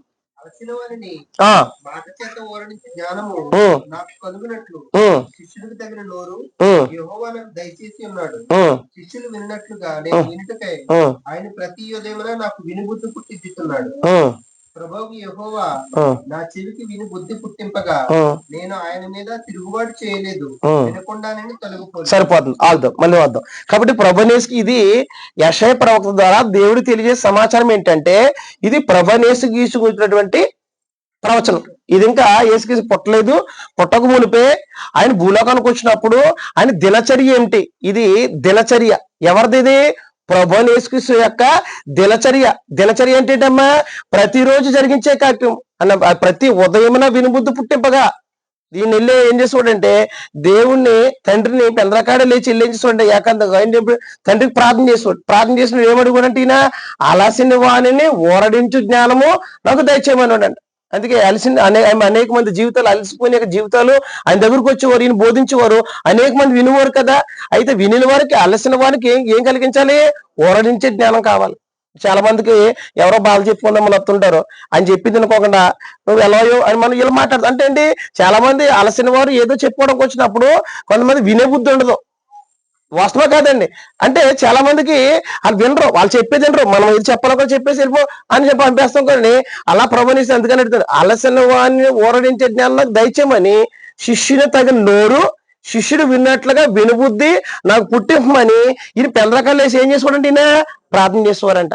ప్రార్థన చేస్తే దేవుడు ఏం చేసేవాడంటే ఆయనకి వినుబుద్ధి పుట్టించాడంట. ఈయన ఎప్పుడు వెనకోకుండా ఏమన్నదంట, తొలగిపోలేదు. ఇక్కడ రెండు విషయాలు ఉన్నాయి. మొదటి సమాచారం ఏంటంటే ప్రభునిస్కు చెప్తున్నారు, ఆయన భూలోకం ఉన్నప్పుడు ఆయన 33 సంవత్సరాలు జీవించినప్పుడు తన తండ్రి పరలోకం ఉన్నప్పుడు ఈయన ఏం చేసుకోండి, తండ్రికి శిష్యరికం చేసినప్పుడు ఈయన ఏం తెలియజేస్తున్నాడంటే తండ్రిని అడుగుతున్నాడు, తండ్రి నాకు వినుబుద్ధి పుట్టింపు, లేకపోతే శిష్యుని తగిన నోరు. శిష్యుని తగిన నోరు ఏంటి పెద్ద గారు, ఆయన శిష్యుని తగిన నోరు నాకు దయచేయమని అడుగుతున్నాడు ఆయన. ఎందుకు శిష్యుని తగిన నోరు, శిష్యుని తగిన నోరు అంటే ఉంటుందా, ఉంటది. ఏంటంటే ఆయన చెప్తాడు శిష్యుని తగిన నోరు ఏంటంటే యాకోబు రాసిన పత్రిక 1:26 అంటాడు, ఎవడైనాను భక్తి గలవాడు అనుకునేలా తన నోటికి కళ్ళెం పెట్టుకోకపోతే వాని భక్తి, యాకోబు రాసిన పత్రిక 1:26 చదవండి. అంటే శిష్యుడికి ఏంటంటే శిష్యుడి తగిన నోరు అంటే ఏంటంటే నోటికి ఏది పడితే అది మాట్లాడకూడదు, ఏది పడితే అది మాట్లాడకూడదు. ప్రభు యేసుక్రీస్తు ఎక్కువ ఎన్ని ప్రశ్నలు అడిగినా పిలాతు నువ్వు రాజువా, నువ్వు రాజువా, లేకపోతే నువ్వు అన్ని ప్రశ్నలు వేసినా ఆయన ఒకటి అంటాడు, నీవు అన్నట్టే. అంటే ఏది పడితే అది మాట్లాడ్డాయన. ఎందుకంటే నోటు ద్వారా చేయడానికి ఏముందంటే పాపం చేయడానికి అవకాశం ఉంది. ఎందుకంటే ఇంత నాలుక, యాకోబు పత్రిక అంటాడు, మీ ఇంటికి వెళ్తే చదువుకో 3 అధ్యాయం చెప్తాడు, అదే 3 అధ్యాయం అంతా చెప్తాడు. అదే చుక్కాని ఎంత ఉంటదంటే ఆ వాడ నడపడానికి చిన్నది, కానీ వాడినంతా కంట్రోల్ చేస్తుంది. అలాగే గుర్రం ఉంటది, కళ్ళు మీద ఉంటదంటే కళ్ళు కంట్రోల్ ఉంటది. అలాగే అడుగు ఉంటది, పెద్ద అడుగు ఉంటది, కానీ నిప్పురం చిన్నదే తగలబెట్టద్ది. అలాగే మానవుడి యొక్క అవయవాల్లో అతి చిన్న అవయవం ఏంటంటే నాలుక. అదేం అదిరిపడుతుంది. ఇంకేం చేస్తుందంటే పాప ప్రపంచమే సర్వ శరీరాన్ని ఎక్కడ తీసుకెళ్తుందంట, నరకగ్నిలో పడేస్తుందంట. అందుకని అంటున్నాడు ఆయన. ఇందుకే యాకోబు గారు, యేసు యొక్క సహోదరుడు యాకోబు గారు ఈ పత్రిక రాస్తూ 12 గోత్రాల నుండి క్రైస్తవులైన వారికి పత్రికను రాస్తూ ఆయన ఏం చెప్తుందంటే 1:26 అంత గట్టిగా చదవండి. 1:26 యాకోబు రాసిన పత్రిక 1:26, ఎవడైనాను నోటికి కళ్ళెం పెట్టుకొనక తన హృదయమును మోసపుచ్చుకొనుచు భక్తి గలవాడు అనుకున్నాడలా వాని భక్తి వ్యర్థమే. ఏంటంటమ్మా, ఎవడైనా దైవభక్తి గలవాడు అనుకుని నోటికి ఏమి లేకపోతేనమ్మా కళ్ళెం, నోటికి కళ్ళెం ఎవరికి పెడతారు, గుర్రాలకి, ఎడ్లకు, దుక్కు దున్నేట్లకు పెడతారు. అలాగనట్లు ఇదేం చెప్తారంటే ఎవడైనా భక్తి గలవాడు అనుకుని నోటికి కళ్ళెం పెట్టుకోకపోతే హృదయాన్ని ఏం చేసుకున్నాడు, అతను మోసపుచ్చుకుంటున్నాడు. అంటే నోటికి ఏముండాలంటమ్మా, కళ్ళు ఉండాలి. నోటికి కళ్ళు ఉండమంటే ఏంటి, అందుకే ప్రభు యేసుక్రీస్తు ప్రార్థన చేశారు ఏమని, శిష్యుని తగు నోరు. శిష్యుని తగు నోరు అంటే ఏది పడితే అది మాట్లాడకూడదు. మనం మాట్లాడితే అనుకూలం వచ్చిన పలకాలి తప్ప ప్రతికూలం వచ్చిన పలకూడదు. మేలుకరం ఇతరులకు మేలుకరమైన మాటలే పలకాలి తప్ప మన నోటంటే ఏం రాకూడదు, శాపం వచ్చిన రాకూడదు. చాలా మంది ఏమంటారంటే ఎక్కువ శాపం వచ్చిన ఉపయోగిస్తుంటారు. కానీ అదే యాకోబు గారు చెప్తారు, ఒకే బావు నుంచి తీపి నీళ్లును చేదు నీళ్లు రావు, ఏదో ఒకటి మాత్రం వస్తుంది. అలాగనట్లే మనం కూడా క్రైస్తవులమైనట్లయితే కనుక మనం ఎప్పుడు కూడా దేవుని పోలిక పుట్టిన నరులను ఏం చేయకూడదంటే శపించకూడదు. అదే నోటితో దేవుణ్ణి స్తుతింతాము, అదే నోటితో ఏం చేస్తుంటాము, దేవుని పోలిక పుట్టిన నరులను కూడా ఏం చేస్తుంటాము, శపిస్తుంటాము. ఈ రెండు కట్టమో చేయకూడదు, ఏదో ఒకటి మాత్రమే చేయాలి. ఎందుకంటే ఒకవేళ నీ నోటికి కళ్యం లేకపోతే కనుక నువ్వు చేసే భక్తి ఏమవుతుందంటమ్మా, వ్యర్థం. అందుకే యేసుక్రీస్తు అడుగుతున్నారు, శిష్యుని తగిన నోరు నాకు దయచేయి అంటే, శిష్యుని తగిన నోరు అంటే అర్థం ఏంటంటే, కొలసల రాసిన పత్రిక 4:6 మాట్లాడతాడు. కొలసల రాసిన పత్రిక 4:6 అందరూ తీయండి.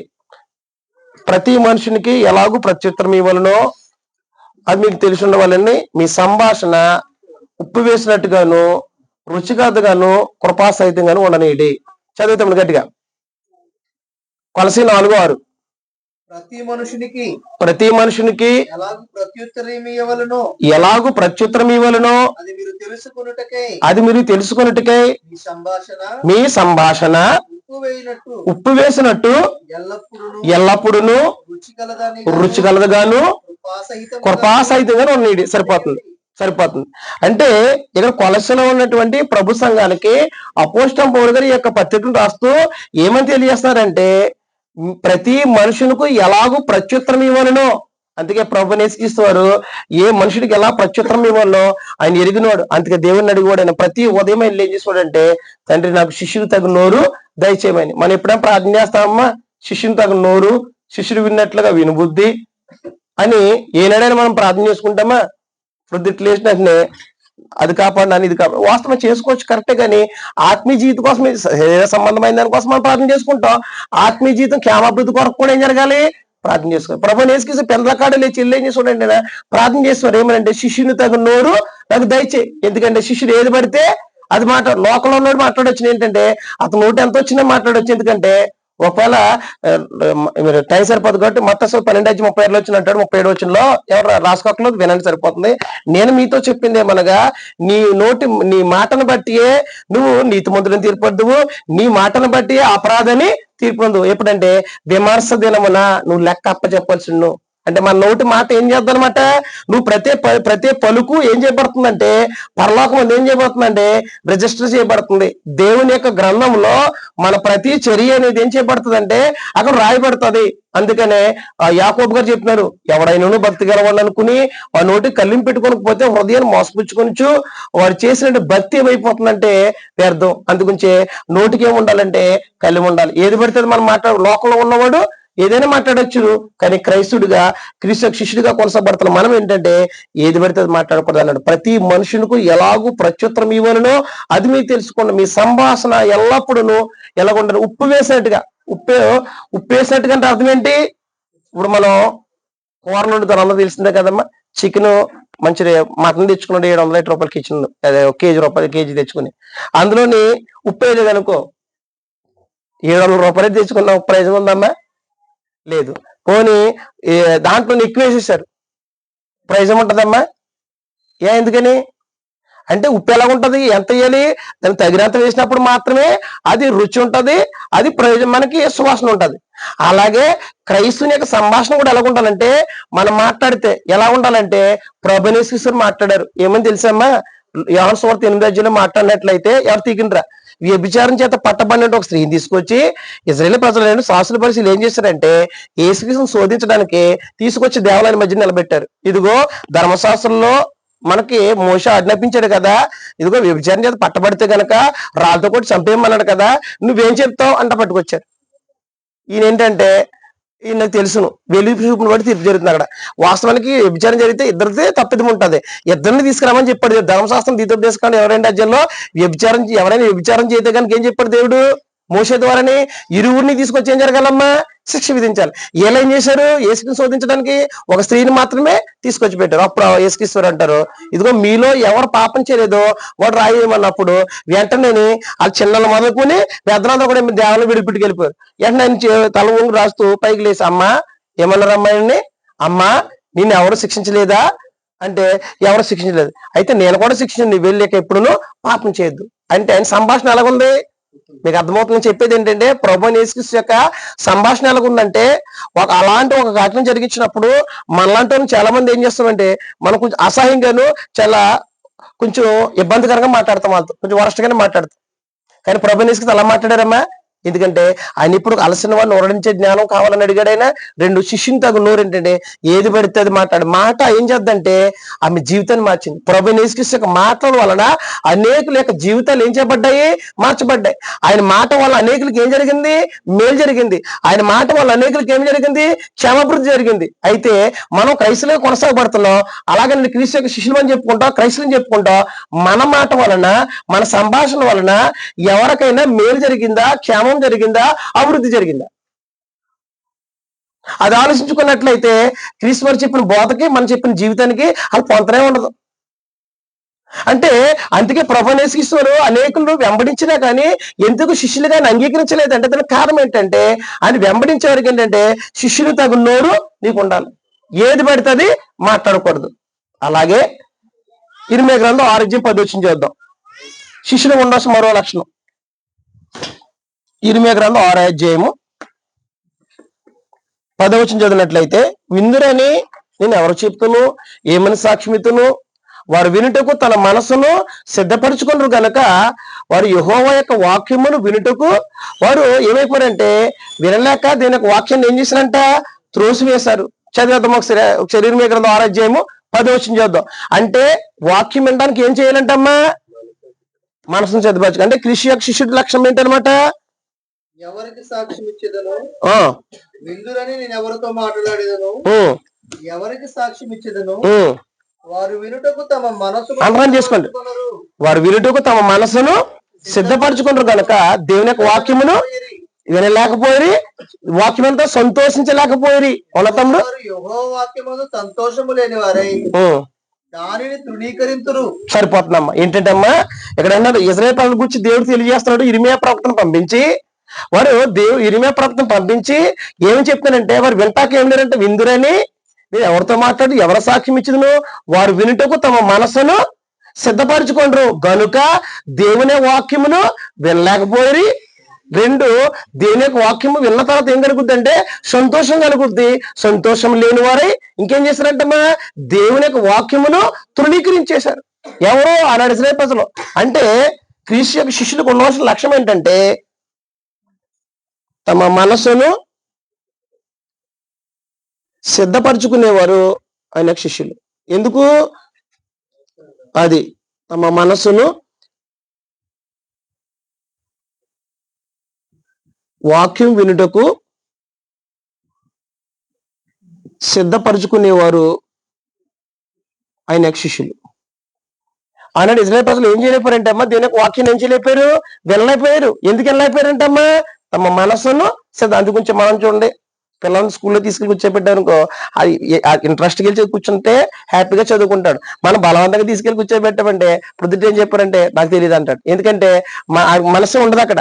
అలాగే ఇప్పుడు మీరైనా సరే చాలా మంది నిద్ర వస్తుంటది, చాలా మంది నేను ఏమైనా చూడలేదు, ఎవరి గురించి చెప్పట్లేదండి, చాలా మంది నిద్రపోతుంటారు, దిక్కులే దిక్కుంటుంటారు, టైం ఎప్పుడు అవుతుందని చూస్తుంటారు. దాని కారణం ఏంటంటే మనసు అనేది దేవుని యొక్క వాక్యం మీద కేంద్రీకరిస్తే నిజంగా ఖచ్చితంగా మనసును సిద్ధపరచుకుంటే ఈ రోజు దేవుడు తన సందేశాన్ని ఏం తెలియజేస్తాడా, నేను ఏమి నేర్చుకోవాలి, ఎంత కొన్ని సంగతులు నేర్చుకుని ఆ ప్రకారం నా జీవితం సరిదిద్దుకోవాలి అని మనసును ఎవరైతే సిద్ధపరచుకుంటారో వారు ఏం చేస్తారంటే గడియారాలు చూడరు, ఇంకేం చూడరు అంటే నిద్ర రాదు, ఇంకేం చేయరంటే దిక్కులు చూడరు. దానికి కారణం ఏంటంటే చెప్పి ఆనాడు ఇశ్రాయేలు పరిస్థితి అంటే దేవుడు తన వాక్యాన్ని వినిపింపజేశాడు.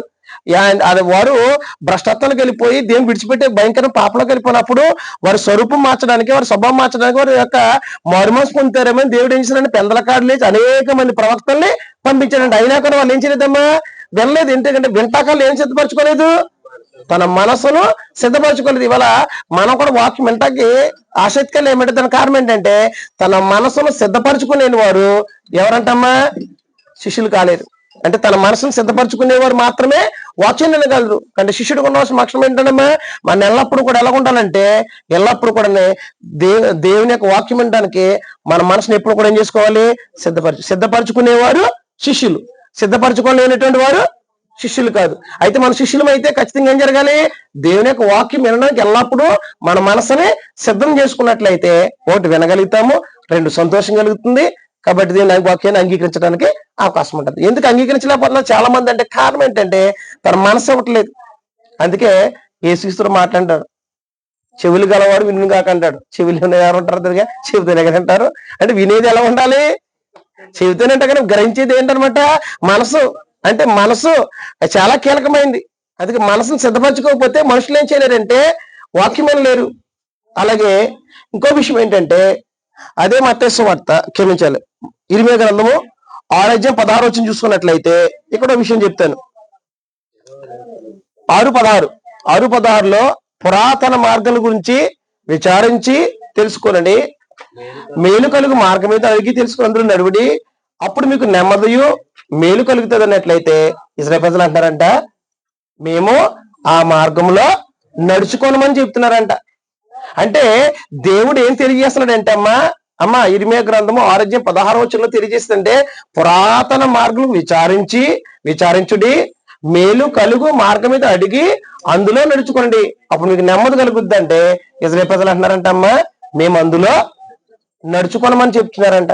అంటే దాని అర్థం ఏంటంటే ఇక్కడ గుర్తుపెట్టుకోండి, శిష్యుడికి ఉండవలసిన మరొక లక్ష్యం ఏంటంటే దేవుడు విడనాడమని చెప్పిన దాన్ని విడిచిపెట్టి దేవుని వైపు తిరిగేవారు క్రీస్తు యొక్క శిష్యులు అయి ఉంటారు.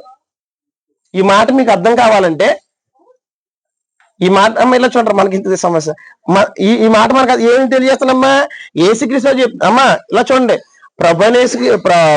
క్షమించాలి పాత నిబంధన కాలంలో ఆనాడు తండ్రి అయిన దేవుడు ఇశ్రాయేలు గురించి తెలియజేస్తున్న ఏమనంటే పురాతన మార్గం గురించి అడిగి తెలుసుకుని మీకు నెమ్మది కలిగితే మేలు కదా, మీరు వెళ్ళే మార్గము సరైనది కాదు, మీరు నడిచే మార్గము సరైనది కాదు, మీకు అది నెమ్మది కలిగించదు, మీకు కీడుని కలిగిస్తుంది. అంటే ఇలా అన్నారు మేము నీ మార్గమే న్యాయమైనది కాదు, మా మార్గమే న్యాయమైంది, మేము మీ మార్గంలోకి ఏమన్నారమ్మా రామని చెప్తా. అంటే దేవుడు విడనాడమని చెప్పిందని ఏం చేయట్లేదు, వాళ్ళు విడిచిపెట్టలేకపోతున్నారు. అంటే క్రీస్తు శిష్యుడికి ఉండవలసిన లక్ష్యం ఏంటంటే దేవుడు తన వాక్యం ద్వారా ఏదైతే మనం విడనాడమని చెబుతాడో దాన్ని విడిచిపెట్టేటువంటి వారు ఏమవుతారు? క్రీస్తు శిష్యులు అవుతారు. ఈ మాట మీకు అర్థం అవడానికి ప్రభువైన యేసుక్రీస్తు వారు తాను పట్టబడే సందర్భంలో తెలియజేసిన సమాచారం ఏంటంటే మత్తయి సువార్త 26:52 చదువుదాం. అందరూ తీర్చేదండి ఒకసారి. ఇక్కడ ఏం తెలియజేస్తారంటే ప్రభువైన యేసుక్రీస్తు వారు పేతురు గారు ఏం చేశారంటే ఈ వచ్చిన సైన్యంలో ఈ యేసుక్రీస్తుని పట్టుకోవడానికి వచ్చినప్పుడు చెవి నరికేసినప్పుడు ప్రభువైన యేసుక్రీస్తు చెప్తారు, కత్తి పట్టుకునేవాడు కత్తితోనే నాశనం అయిపోతాడు, కాబట్టి నీ కత్తి తీసి నీ వరలో పెట్టు, ఈ సమయంలో నేను వేడుకుంటే పరలోకపు తండ్రి 12 వ్యూహశాలను పంపడం నువ్వు అనుకుంటున్నావా అన్నాడు. అంటే దాని అర్థం ఏంటంటే అవచ్చిన అందరూ చదవడం కట్టుకుని ఒకసారి 26:52 యేసు నీ కత్తి నీ వరలో పెట్టుము, కత్తి పట్టుకుని వారందరూ కత్తి చేతనే నశింతురు, ఈ సమయమున నేను నా తండ్రి వేడుకొని ఆయన 12 సేనా వ్యూహముల కంటే ఎక్కువ మంది దూతలను ఇప్పుడే నాకు పంపడనియు అనుకుంటున్నావా?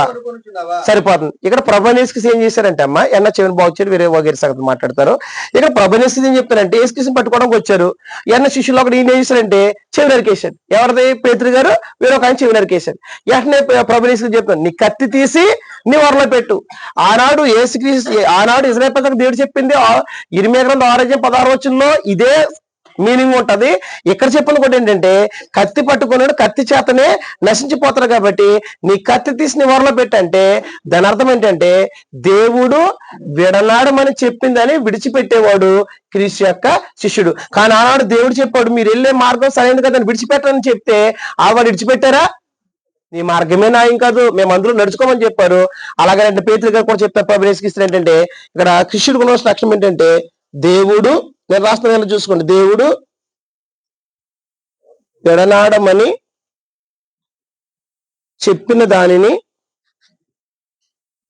విడిచిపెట్టేవాడు శిష్యుడు. అంటే బ్రాకెట్లు ఏం రాసుకుంటారంటమ్మా ఏంటంటే కీడును దేవుడు విడిచిపెట్టమని చెప్తాడు, కీడును విడిచేవాడు. అంటే మనం ఇతరులకు హాని చేయాలనుకుంటాము, కీడు చేయాలనుకుంటాము, ఆ స్వభావాన్ని విడిచిపెట్టాలని ప్రభువుని యొక్క యేసు అధికారం బట్టి మనకు బోధించబడుతున్నప్పుడు ఎవరైతే విడిచిపెడతారో వారు మాత్రం మన యొక్క శిష్యులు. చాలా మంది ఏం చేస్తారంటే వింటారు కానీ ఆ లోపం మనలో ఉంటది కానీ ఏం చేస్తారంటే విడిచిపెట్టరు. ఇక్కడ యేసుక్రీస్తు చెప్తారు, ఈ సమయమున నేను వేడుకుంటే నా తండ్రి ఏం పంపుతాడమ్మా, 12 వ్యూహల సేనలు పంపుతాడు. అంటే దూతం పంపుతాడండి. ఎన్ని దూతలు పంపుతాడంటే అమ్మా, 12. చదవండి తమ్ముడు ఒకసారి. 12,000 అంటే ఒక దూత వచ్చి ఎంతమంది చంపుతారమ్మా? ఒక అక్కడ ఒక వ్యూహం వచ్చి ఎన్ని అన్నాడు? 5,000, 6,000. 6 × 12 ఎంత? 72,000. ఇప్పుడు 72,000 అంటే 72,000 దూతలు వస్తారు. ఎంతమంది అండి? 72,000 దూతలు. ఒక దూత వస్తే ఎంతమంది చంపేస్తారండి? 186,000 మందిని. యెషయా గ్రంథం 37:36. ఒకసారి అందరూ చదవాలి. స్పీడ్గా తీయాలి, స్పీడ్గా చెప్పాలి. యెషయా గ్రంథం 37:36 పేజ్ నెంబర్ చెప్పనండి. ఇక్కడ అషూరు దండులోని ఇక్కడ ఇజ్రాయేల్ రాజు ఏం జరిగిందంటే, అషూరు యొక్క దండు వచ్చేసింది. అంతమంది వచ్చేసి ఈరోజు మేము ఏమైపోతామని భయపడిపోతుండే, రాజాని మీరు భయపడకండి, దేవుడు కార్యక్రమం జరిగిస్తారు అన్నప్పుడు ఆయన చెప్తాడు. యెషయా గ్రంథం 37:36 పేజ్ నెంబర్ వచ్చేసి 599. అంతటి యెహోవా దూత బయలుదేరి అషూరు వారి దండుపేటలో 185,000 మందిని మోత్తెను. ఉదయమున జనులు లేవగా వారందరూ మృత కళేబరముగా. ఏం జరిగిందంటే, ఇజ్రాయెల్ మీదకి వచ్చినప్పుడు ఆయన రాజు చెప్తే ప్రార్థన చేశారట, మీరు భయపడకండి అంటే వారందరూ భయపడిపోయినప్పుడు దేవుడు రాత్రికాల సమయంలో అషూరు దండ సైన్యం అనేది చుట్టుముట్టేసింది ఇజ్రాయెల్ రాజు. అప్పుడు దేవుడి నుంచి దూతం పంపించాడండి. ఒక్క దూత రాత్రికాల సమయం ఎంతమంది చంపేశారంట అమ్మా? 185,000 మంది. ఎంతండి? 185,000 మంది. ఇప్పుడు 185,000 × 72,000 దూతలు వచ్చారనుకో. ఒక్క దూత వచ్చి 185,000 మందిని చంపైతే 72,000 దూతలు వస్తే అక్కడ ఉన్న రోమా సైన్యం కానీ అని సిలువేశ్వరు ఎవరైనా కానీ యేసుక్రీస్తుని ఏమైనా చేయగలరా? ఈ సమయం పేతురు నీ కత్తి తీసి నీ వరలో పెట్టు, ఈ సమయం నేను తండ్రి వేడుకుంటే నా 12 వ్యూహ సేనలు దేవుడు నా తండ్రి నాకు పంపడం నువ్వు అనుకుంటున్నావా? ఆయన దూత 12 వ్యూహ సేనలు దూతలు పంపుతాడు. ఒక 12 వ్యూహ సేనలు అంటే ఎంతమంది అండి? 72,000. 72,000 × 185,000 మంది. అంటే ఒక్కొక్క దూత వచ్చి 185,000 మంది చంపైతే, అలాగనట్లయితే 72,000 దూతలు అంటే ఎంతమంది చంపేస్తారండి ఒక రాత్రికాల సమయంలో? అంటే ఒకసారి మీరు ఆలోచించేయండి. అంటే నువ్వు కత్తి తీసి నీ వరలో పెట్టు అంటే ప్రభునేసుకి ఏం చెప్తానంటే, కీడు చేయటం మానమని చెప్తున్నాడు, ఇతర కీడు చేయొద్దని చెప్తున్నారు. అంటే నిజంగా యేసుక్రీస్తునే గనక ఆ శిలువ మరణం జరగకూడదని దేవుడు నిర్ణయిస్తే గనక నిజంగా వేడుకుంటే అక్కడ ఉన్న వాళ్ళందరూ ఏమైపోతారు? తండ్రి వేడుకుంటేనే ఎవరు మిగలరు. కానీ దేవుని సంకల్పం ఏంటంటే, జగత్తు పునాది విభాగంపై యేసుక్రీస్తు ఏం జరగాలంటే శిలువలో మరణించాలనేది దేవుని యొక్క ఏర్పాటు. అది జరగాలి. నేను వేడుకుంటే తండ్రి పంపడంలో అనుకున్నావా? నీ కత్తి తీసి నీ వరలో పెట్టు. ఎందుకంటే ఈ సమయం వేడుకుంటే నా తండ్రి ఏం చేస్తారంటే 12 వ్యూహ సేనల దూతలు పంపుతాడు. ఒక దూత వచ్చి ఏం చేస్తాడు? 185,000 మంది చంపేస్తారు. అంటే 72,000 దూతలు, 72,000 మంది దూతలు అంటే ఎన్ని కోట్ల మంది చనిపోతారు ఒకసారి ఆలోచించేది. అంటే ఒక రాత్రికాల సమయంలో. అంటే గుర్తుపెట్టుకోండి, ఆ దేవుడు ఏం తెలియజేస్తాడంటే అనుభవం ఇజ్రాయెల్కి. ఈరోజు ప్రభునేసుకి ఏం చెప్పానంటే, దేవుడు విడనాడమని చెప్పిన దాన్ని విడిచిపెట్టేవాడు ఎవరంటమాట? క్రీస్తు శిష్యుడు. అలాగే లోకసు వార్త 10 మొదటి 2 వచనాలు చదివినట్లయితే ఇంకా పాయింట్స్ ఉన్నాయి. 2-3 పాయింట్లు స్పీడ్ గా చెప్తే మీరు రాసుకోండి. లోకసు వార్త 10:1-2 వచనాలు ఏం చెప్తారంటే, యేసుక్రీస్తు వాడు 70 మంది శిష్యులను ఏర్పాటు చేసి, మీరు వెళ్తున్నప్పుడు ఇదిగో ఏం జరగాలంటే అని చెప్తాడు. ఏమిటంటే, కోత విస్తారంగా ఉంది గనక పనివారు కొద్దిమంది ఉన్నారు కనుక మీరేం జరగాలి? ప్రార్థన చేయండి. అంటే శిష్యులు ఏం జరగాలన్నమాట? ప్రార్థన చెయ్యాలి. ఏం చేయాలి? చదువుతాము 1-2 వచనాలు. అటు తరువాత ప్రభు 70 మంది ఇతరులను నియమించి తాను వెళ్ళబోవు ప్రతి ఊరికి ప్రతి చోటికి తనకంటే ముందు ఇద్దరిద్దరిగా పంపినప్పుడు ఆయన వారితో ఇట్లా, నేను కోత విస్తారముగా ఉన్నది గాని పనివారు కొద్ది మందియే, కాబట్టి కోత యజమానిని తన కోతకు పనివారిని పంపు వేడుకొనుడి. సరిపోతుంది. అంటే ప్రభునేసు శిష్యులకి ఇచ్చిన ఆజ్ఞ ఏంటంటే ఏం జరగాలంటమ్మా? ఆయన 70 మంది శిష్యులను ఏర్పాటు చేసుకుని ఆయనకంటే ముందుకు ఇద్దరు పంపించి వెళ్ళినప్పుడు ఆయన చెప్తున్నాడంటే, కోత విస్తారంగా ఉంది కాబట్టి కోతకు పనివారిని పంపమని ఏం జరగాలంట? వేడుకుని అంటే ప్రార్థన చేయండి. అంటే పనివారిని పంపమని. అంటే పని ఇప్పుడు ఎంత ఉంది? 890 కోట్ల జనాభా ఉన్నారు. అందరికీ పనివారు సరిపోతారా అంటే సరిపోరు. కాబట్టి పనివారిని పంపమని ఏం జరగాలంటే పంపమని వేడుకోవడం అంటే ప్రార్థన చేయాలి. అంటే శిష్యుడు ఖచ్చితంగా ఏం జరగాలి? ప్రార్థన చేయాలి. పనివారి కోసం చేయాలి. ఎందుకంటే పని ఎక్కువ ఉంది, 2 ఎకరాల భూమి ఉంది, 2 మనుషులు కోసేస్తారండి? అవదు. ఎందుకని? పని ఎక్కువ ఉంది, పనివారు తక్కువ మంది ఉన్నారు. అది కోతకు పనివారిని పంపమని ఎవరు వేడుకోవాలి? ఎవరైతే శిష్యులో వారు వేడుకోవాలి. అంటే మనం వేడుకోవాలి. అయితే మనం ఎంతమంది ప్రార్థన చేస్తాం? మనం దేవుని సంకల్పం ఉన్నదొన్నట్టుగా ప్రకటించాలని, దేవుని యొక్క సత్య సువార్త ఉన్నదొన్నట్టుగా ప్రకటించడానికి పనివారిని పంపించమని మనం ఏం జరగాలంటే ఖచ్చితంగా మనం ఏం జరగాలి? ప్రార్థన చేయాలి. అది మన బాధ్యత. ప్రభువుని తెలియజేశారు. అలాగే యోహాను సువార్త 8:51 వచ్చింది అంటారు. 51 కాదు, 31 నుంచి చూద్దాము, తర్వాత 51కి వెళ్దాం. 8:31 అంటారు. కాగా తన నమ్ముని యూదులతో అన్ని మాట్లాడుతూ అని ఏమన్నట్టు, మీరు నిజముగా నా వాక్యం మంది నిలిచిన వారైతే నాకు శిష్యులయ్యుందురు. ఏంటంటమ్మా? నిజంగానే శిష్యులైన వాళ్ళు ఏమవ్వాలంట? వాక్యం అని నిలిచిన అప్పుడు మీరు సత్యాన్ని గ్రహిస్తారు. సత్యం మిమ్మల్ని ఏం చేస్తా స్వతంత్రంగా చేస్తుంది. అంటే క్రీస్తు శిష్యుడికి ఉండవలసిన లక్ష్యం ఏంటనమాట? క్రీస్తు యొక్క వాక్యమందు నిలిచుండాలి. చాలా మంది వాక్యం వింటారు, నేర్చుకుంటారు, కానీ అందులో ఏం చేయరు? నిలబడరు. యోహాను సువార్త 8:31 వచ్చిన ప్రభువుని యేసుక్రీస్తు వారు తన నమ్ముని యూదులతో మాట్లాడుతూ, కాగా కాబట్టి యూదులు తన నమ్ముని యూదులతో మాట్లాడుతూ ఏమన్నారండి? నిజముగా నాకు శిష్యులు అయ్యిందరు. అప్పుడు సత్యం ఏం చేస్తుంది? స్వతంత్రంగా చేస్తుంది. అంటే క్రీస్తు శిష్యుడు అవ్వాలంటే ఏమవ్వాలంట? ఆయన వాక్యమందు నిలిచి ఉండాలి. కాబట్టి శిష్యుడు ఉన్న లక్షణం ఏంటనమాట? ఏదైతే వాక్యం నేర్చుకున్నామో సత్యవాక్యాన్ని అపోస్తలుల బోధ దేవుడు జగత్తు పునాది యోగం మనకు వరకు నియమించాడు. కాబట్టి ఆ వాక్యమని మనం ఏం జరగాలి? నిలిచుండేవాడు శిష్యుడు. నిలిచుండే వాక్యం నుండి తొలగిపోయేవాడు శిష్యుడు కాదు అని చెప్పేశాడు. నిజంగా మీరు నాకు శిష్యులై ఉండాలంటే నా వాక్యమందు నిలిచి ఉండాలి. ఎంతమంది నిలిచుంటున్నాం? అలాగే యోహాను సువార్త 13:35-36 వచ్చిన అంటారు ఏమంటే, మీరు ఒకరినొకరు ప్రేమించిన దీనిని బట్టి లోకమని తెలుసుకుంటదంటే మీరు నా శిష్యులని తెలుసుకుంటారు. లోకమని తెలుసుకుంటారు తమ్ముడు. ఇప్పుడు నేను క్రీస్తు శిష్యుని ఎలా చెప్పుకోవాలి? ఎలా తెలుస్తుంది అంటే ప్రేమ ఏంటంటే, మీరు చదువుతాడు, మీరు ఒకరినొకరు ప్రేమించిన దీనిని బట్టి లోకం ఏం తెలుసుకుంటదంట. ఇవాళ క్రైస్తవులో ఒకరంటే ఒక ప్రేమ ఉండదు. ఇద్దరు ఒకే చర్చికి వెళ్తారు, భార్య భర్తలో, నాకు ఇష్టం ఉండదు అంటాడు. ఒకరంటే తల్లిదండ్రులు వెళ్తుంటారు, బిడ్డింట్లో వెళ్తారు, కానీ ఒకరంటే ఒకరు పడుతుంది. అర్థం ఏంటంటే ఇంట్లోనే మనం ప్రేమ లేనప్పుడు ఇంకా సమాజంలో ప్రేమ ఎలా ఉంటది? బయటికి వెళ్ళి మనం ప్రేమను ఎలా వెల్లడిపరుస్తాము? అందుకే అని చెప్పేశాడు. లోకానికి ఎలా తెలుస్తుంది అంటే శిష్యులని ఎలా తెలుస్తుంది అంటే, మీరు ఒకరినొకరు ప్రేమించిన దీనిని బట్టి లోకం తెలుసుకుంటది ఏమని? ఈయన యేసుక్రీస్తు శిష్యులని. ఎలా తెలుసుకుంటదమ్మా? ప్రేమ. ఎందుకంటే దేవుడు ప్రేమ స్వరూపి. ప్రభువుని కూడా ప్రేమని అడ్డు జారీ చేసి పెట్టారు. క్రొత్త నిబంధనలో ప్రేమ అనేది శ్రేష్టమైంది. విశ్వాసం, నిరీక్షణ, ప్రేమ, వీటిలో శ్రేష్టమైంది ఏంటంటే ప్రేమ. కాబట్టి దేవుడు ప్రేమ కలిగిన వాడు, ప్రభువుని ప్రేమ కలిగిన వాడు. దేవుడు ప్రేమించి క్రీస్తుపురం పంపించారు, క్రీస్తుపురం ప్రేమించి ప్రాణం పెట్టారు. అలాగే మనం కూడా ఏంటంటే ప్రేమ కలిగి ఉండాలి. ఆ ప్రేమలో ఒకరినొకరు ఏం కలిగి ఉంటారంటమ్మా? ప్రేమించు. దీనిని బట్టి ఏం చేసుకుంటది? ఇవాళ ఒక సువార్తికుడు అంటే ఒక సువార్తికుడు పడదు, ఒక సంఘం అంటే ఒక సంఘం పడదు, ఒక సోదరుడు అంటే ఒక సోదరుడు పడరు, ఒక ప్రాంతం అంటే ఒకరు పడదు. కానీ వీళ్ళందరూ ఎవరంటే అల్టిమేట్ గా క్రైస్తవులు. క్రైస్తవులు అని చెప్పుకుంటారు, కానీ క్రీస్తు ప్రభు చెప్పినట్లుగా బ్రతుకుండదు. కానీ అందరూ ఎవరని చెప్పుకుంటారు? క్రైస్తవులు అని చెప్పుకుంటారు. కానీ వాస్తవానికి ఈయన చెప్తానంటే, మీరు నా శిష్యులై ఉండాలంటే ఏమని చెప్పాడన్నా? మీరు ఒకరినొకరు ప్రేమించడు. అప్పుడు దీనిని బట్టి లోకం తెలుసుకుంటుంది. ఓకేనా? అలాగే లాస్ట్ కి చూసినట్లయితే శిష్యుల పేర్లు ఎక్కడ ఉంటాయంటే జీవగ్రంథం మంది రాయబడతాయి.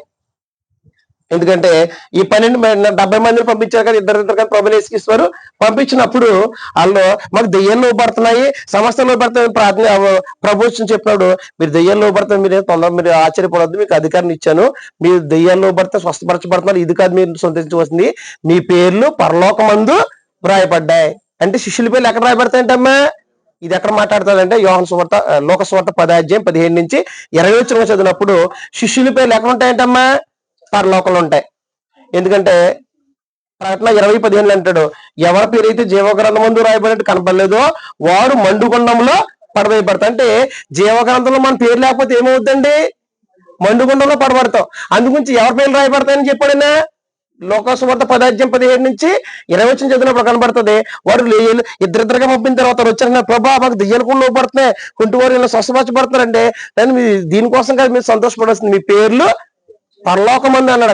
అక్కడ మాట చూడాలి, మా సొంత మాట మాట్లాడకూడదు. పరలోకమందు మీ పేర్లు రాయబడతాయి. ఎక్కడ రాయబడతాయి? అప్పుడు ఏం ప్రకటన కాదు 20:18 రావాలి. అక్కడికి వస్తే ఏముంటది? ఎవరి పేరు అయితే జీవ గ్రంథమందు రాయబడ్డట్టు కనపడలేదు వారు ఖచ్చితంగా మండుగుండంలో పడవేయబడతారు. ఎవరి పేరు జీవ గ్రంథంలో రాయబడుతుంది అంటే శిష్యుల యొక్క పేర్లు జీవ గ్రంథంలో రాయబడతాయి. కాబట్టి నువ్వు శిష్యుడివా?